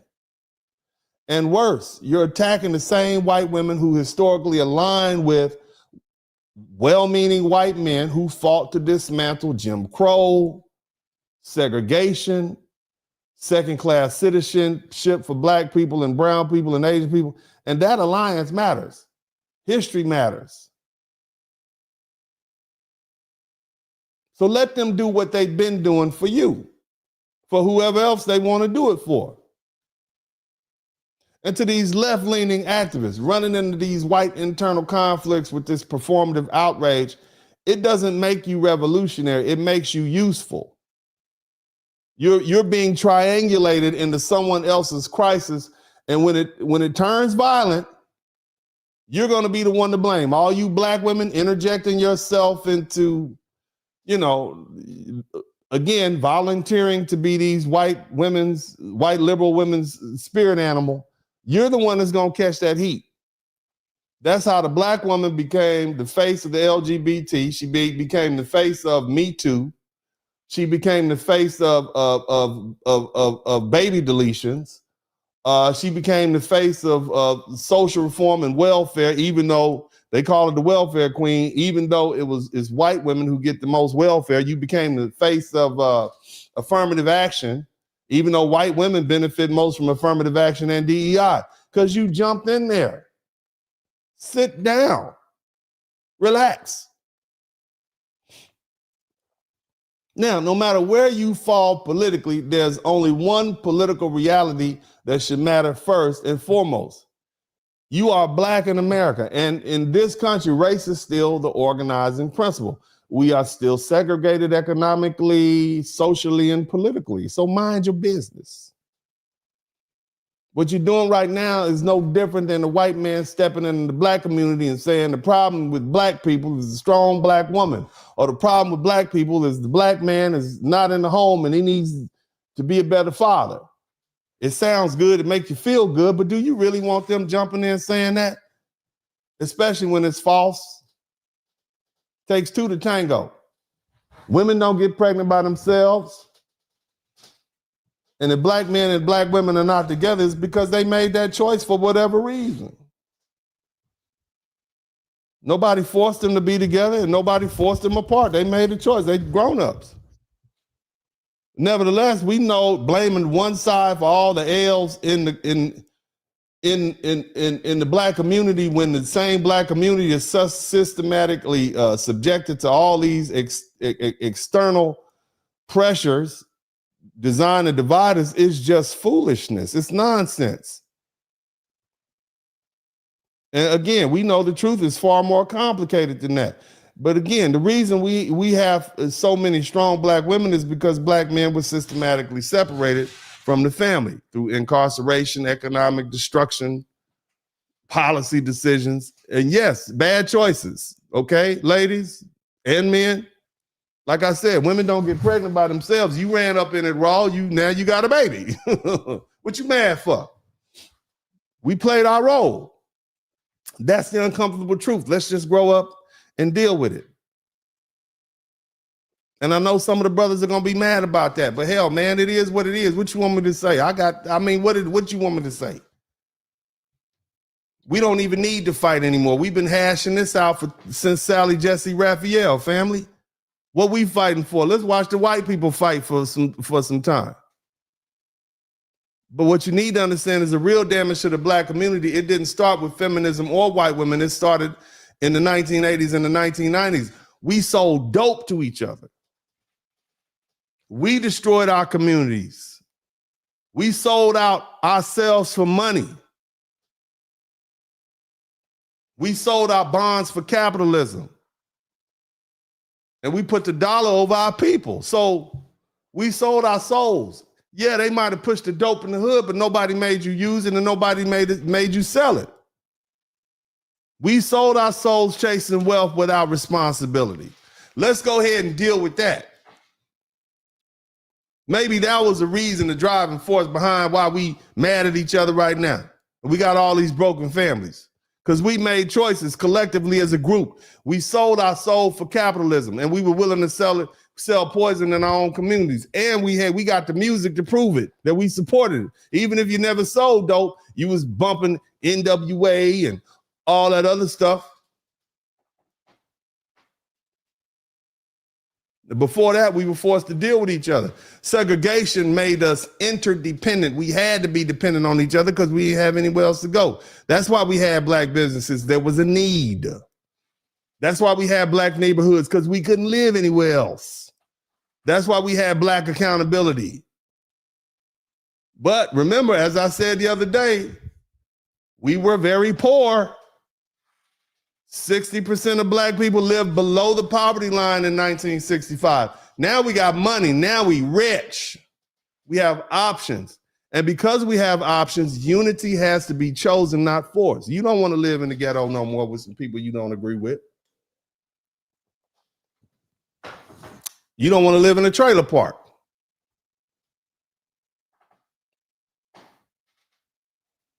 I tell my kids all the time, once you turn 18, anything I do for you is not done out of obligation, it's done out of love. And the same applies to the black unity. It's not going to come from coercion. It's going to come from choices. It's not going to come at all. And history teaches us something else too.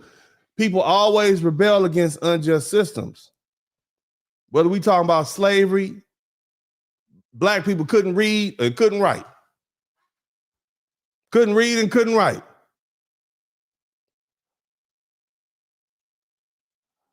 Most of them had been, their daddy was a slave, their mama was a slave, everybody was a slave. But yet there was still over 200 recorded slave rebellions in the 256 years of slavery. Where does that tell you? That's something powerful. It tells you that even without education, even without a full understanding, human beings instinctively resist oppression. That's what it tells you.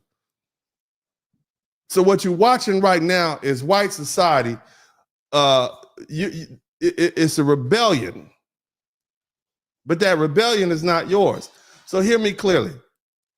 Whether you are one of these pro-left, all the way left, all the way right, whether you're a black MAGA, Black Panther, whatever the hell you are, stay out of it. And stop blaming white women. Stop defending white men. Stop inserting yourself in the white people business, because you're just making it worse. It's not getting better. That's not our family. That's not our fight. And that's not our business. Now, I'm going to take this opportunity to thank all 10 people who contributed to the super chat.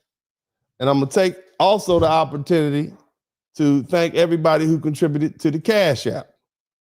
Now, the question that I'm going to ask you all today is, did you learn something? Did you learn something? If you learn something, I should earn something. But more importantly, you guys make sure that you contribute to my journey to 100,000. I'm going to check and see. Y'all make sure y'all hit the number 1 button. Hit the subscribe button and let me know that you appreciate what I'm doing. I am only like 50 people away from what seems to be 92,000. I think that's it. Please hit the subscribe button and let me know you appreciate what I'm doing. We got 12 super chats. All right, we're moving along. Hit the subscribe button. It doesn't cost you anything to hit the subscribe button. I'm going to take the opportunity now to read these super chats, but I want you guys to hit the subscribe button, okay? Do that now. How many subscribers do we have now? Somebody,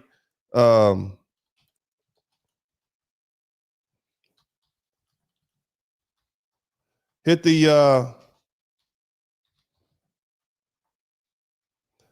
let me know how many likes we have. Let me know how many likes we have. Okay?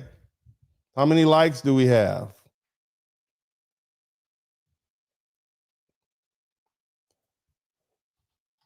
Somebody let me know how many likes we have.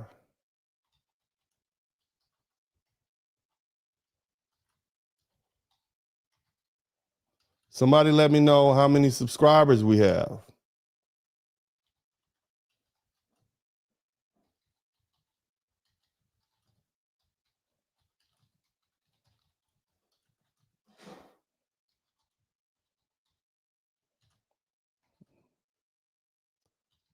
Let me see here. 356. Okay, that's not bad. Now, I know we had a whole bunch of people in there. We had like 900. I think it said like 30,000. That's crazy. I don't believe that. What do y'all think YouTube is playing?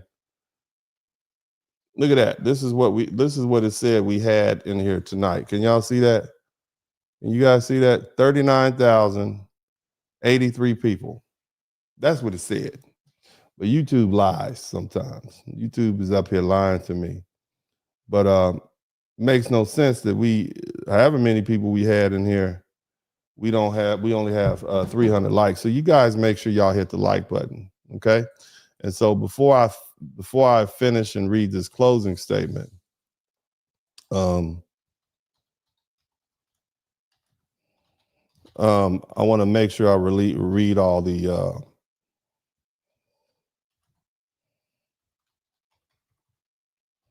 super chats. You guys enjoy the broadcast tonight?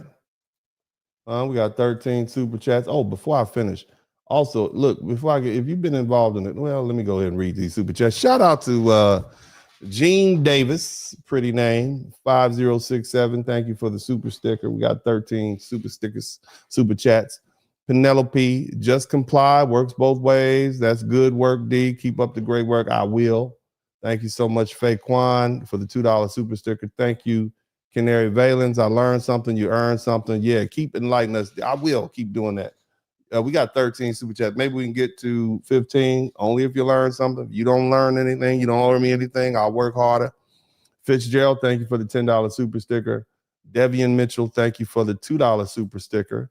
Torian Jones, I almost got my head blown off. I'm trying to step between a couple fighting. Yeah, that's what I'm saying. This is what you see happening right now. And you got a lot of black people taking too many liberties, worrying about what these white folks got going on, and they need to chill out. They need to sit down somewhere. This has nothing to do with you, because they'll get back together and you'll be the person on the outs. That's what folks seem not to understand. You need to learn to mind your business. Okay, and a lot of people they haven't learned that lesson. Mind your business. Mind the business that pays you. But thank you so much, Torian. I appreciate that. Is the scapegoat a spirit animal? Count me out. Yeah, the scapegoat is the spirit animal, man. Shout out to you, man. Who else we got in here? Tobias says, thanks, Unc. Stay blessed, family. I will.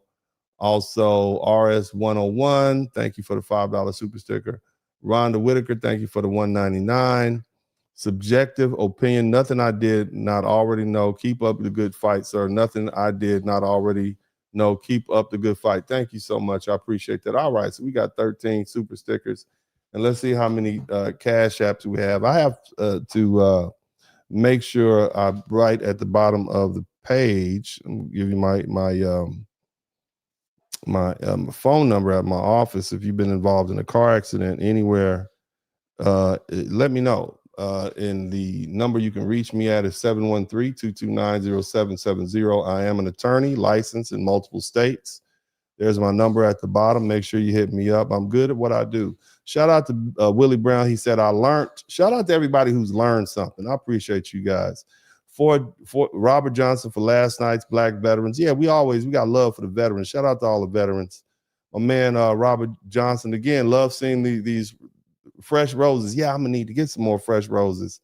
Y'all wanna? I got to get some more fresh roses. They only last so long. That's the thing about them. My man Fresh, thank you, Blizzard King, and Obadiah, appreciate you. Thank you guys so much. You guys are awesome. Thank you for everybody who's learned something. I appreciate you all. Again, make sure that you subscribe to the channel. Everybody on the rebroadcast, all my people who are watching this on the rebroadcast, if you didn't watch it live, make sure you subscribe to the channel. Somebody said we have 374 likes. That's sad. Y'all are sad. Super sad. You need to do better. You need to do better. You only got 374 likes. Y'all sad. I've been sitting here talking to y'all for 3 hours and keeping y'all entertained and teaching you something. You learn something. You learn about coverture. You learn that white women were property, okay? You learn that white men, not only would they put signs up for the runaway slaves, they put signs up for the runaway brides. What hell were white women going through? That the white men had to put up signs to bring their brides back. Think about that. That's crazy. That's crazy. She don't want you, dog. She don't want you, man. You going down to the Virginia Gazette because your wife done ran off, man. And your friend, man, why we ain't got, man, she don't want you no more, man. Let's just go back to the club and chill, brother. No, man, I gotta get my wife, brother, put a sign up, man. She don't want you no more, man. Let her go. Can you imagine these conversations? Your wife done ran off. Did you find her yet? No, man. I heard she ran off with the Indians, man. I can't believe that. She done went full Pocahontas on me, man. Think about that. This is what white women were going through. This is the type of hell. Because think about what the wilderness of North America looked like back in 1600, 1700. It was no air conditioning. I mean, they could have been in France. They could have married anybody. They end up marrying one of these wilderness dudes. And they way out in the wilderness. Can you imagine that? They were trying to get away from that. Damn. Every now and they couldn't deal with the black dudes because everybody's always watching them. And he out there messing with the black women, and you stuck in the house, pregnant, and your feet hurt, and he got the nerve to still be trying to tell you what to do and what you can't do, and he messing with everything in the neighborhood. Ooh-wee. I know them white women were running hot, and they said just run away. They'll save up a little money and escape. You understand what I'm saying? And a lot of them ended up out west as prostitutes. You know how you see them old movies? Yeah, I was married back east and then I moved. That's what happened. Know what I'm saying? So yeah, man, don't get in the way of these white women challenging these white men. White women been dealing with for like a couple of 1,000 years, okay? And look, don't get in these people's business and don't become a target. But either way, like I said, they raised them though. These are your children.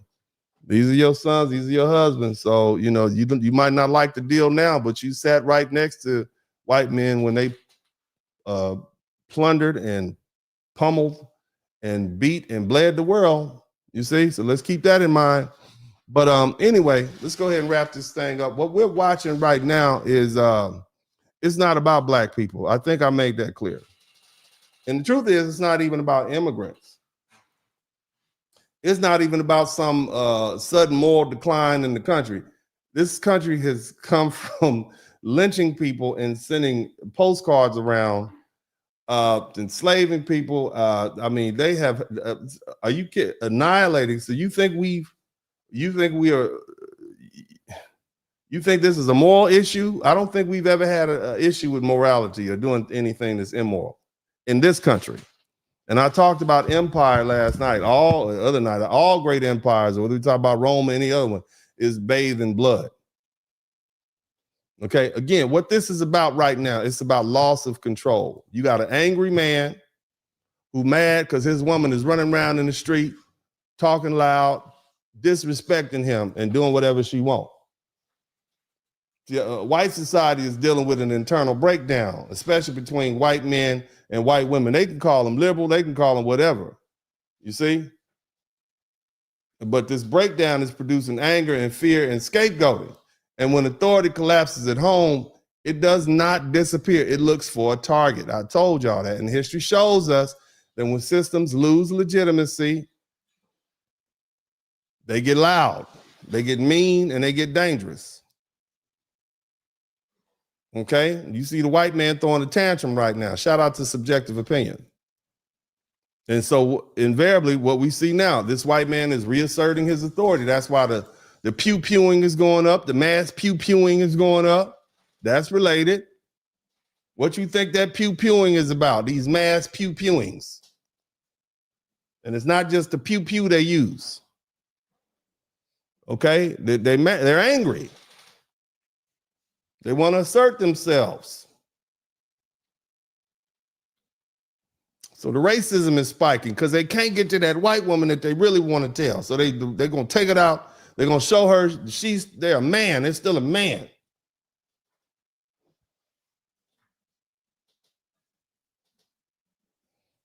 Not because they're strong and they're empowered, but because they're slipping. And black people are being dragged into this as a symbol, not causes. And that distinction matters if we want to survive. First, and I'll say this again, not every lesson or not every crisis is ours to solve. This is a hurricane. It's time to batten down the hatches.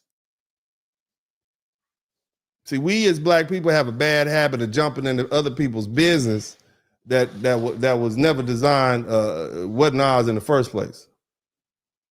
Okay? When white people fight each other and black people rush and take one side or the other, we don't become heroes, we become their shields. You got anger and rage that was meant for someone else, it's getting directed to you. That's not solidarity, that's exposure. You putting your own backside on the line.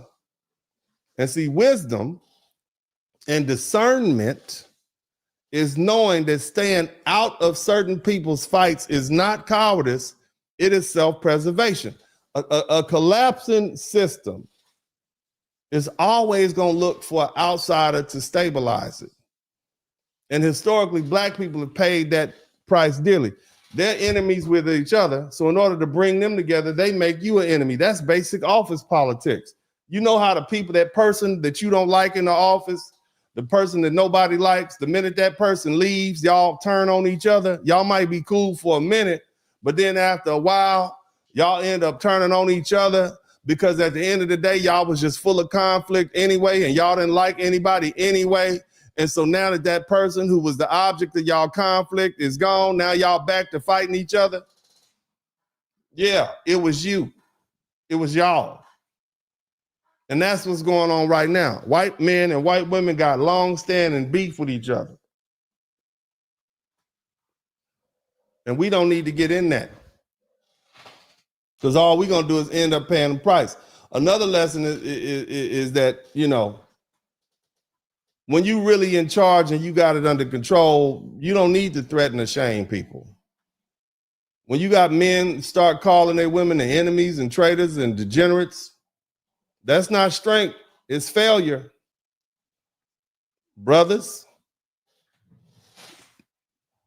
come on, brothers, sisters. We've been doing that for a minute for the past about 15 years. It's gotten pretty bad. You had black women talk about, you had some sects of YouTube talk about how, well, you know, they trying to get the white man to come unalive black men. You have black men on the internet calling black women all sorts of names. And the only reason we've set that aside right now is because it's entertaining watching these white folk go at it like, damn, but we were just doing it. So as we point the finger at these white people, remember, we just kind of coming down off the height of a gender war. I just want you to think about it. Just think about it. Y'all gonna be mad? I don't care. Just think about it. But again, legitimate authority is followed voluntarily. And once you have to force somebody to obey you, the game is over. Anytime you got to turn inward and you got to start sending police forces and armies into your own people, then you know, people don't believe in the idea anymore. The system is in decline. They're no longer building. They're not competing. They're not leading. They're just doing damage control. And when you see that happening, you don't need to rush closer. You need to create distance. And so we also need to learn that being emotionally reactive is a trap. Outrage feels good in the moment, but it clouds judgment. It feels good to talk bad about them white women, huh, black women? Y'all like being able to finally talk bad about them white women. You don't care if it's a liberal or whatever. You like it, don't you? Let's tell the truth. And you black men, you like being able to jump in and talk about those white women. You do. You do. It feels good. But see, emotional people are easy to manipulate. They're easy to redirect and they're easy to sacrifice. So be mindful of that when you're expressing your emotions. See, discipline means thinking long-term and not reacting in short-term. It means asking, how does this help black families? Not now, but 5, 10, 20 years from now, especially for you all who have these large platforms, because this is chronicled. And so if the answer is it doesn't, then the smartest move is to practice restraint. You can't build stability while chasing chaos. Now, the last thing I want to kind of talk to you about is our responsibility is not to fix white identity, white politics, or white patriarchy. Our responsibility is to our children, is to our families, is to our money, is to our future, is to ourselves. And every ounce of energy we waste managing someone else's collapse is energy taken from building something solid of our own. When a structure is cracking and people are arguing inside it, the goal is not to jump in, but it's to step back. Stay alert. Make sure you're standing on firm ground. And when it finally falls, you'll be safe. Again, that's not our family. That's not our fight. Understand that this is not a retreat, it's wisdom. And the most important thing you need to understand, all these extraneous fights, whether we're talking about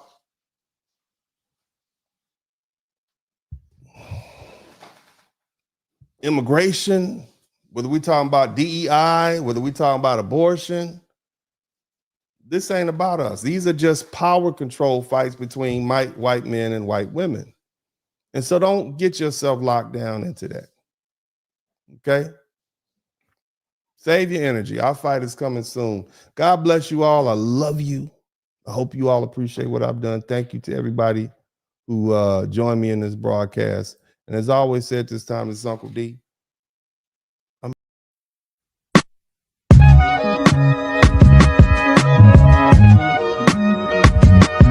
In the Spurling podcast, hit the like button, subscribe.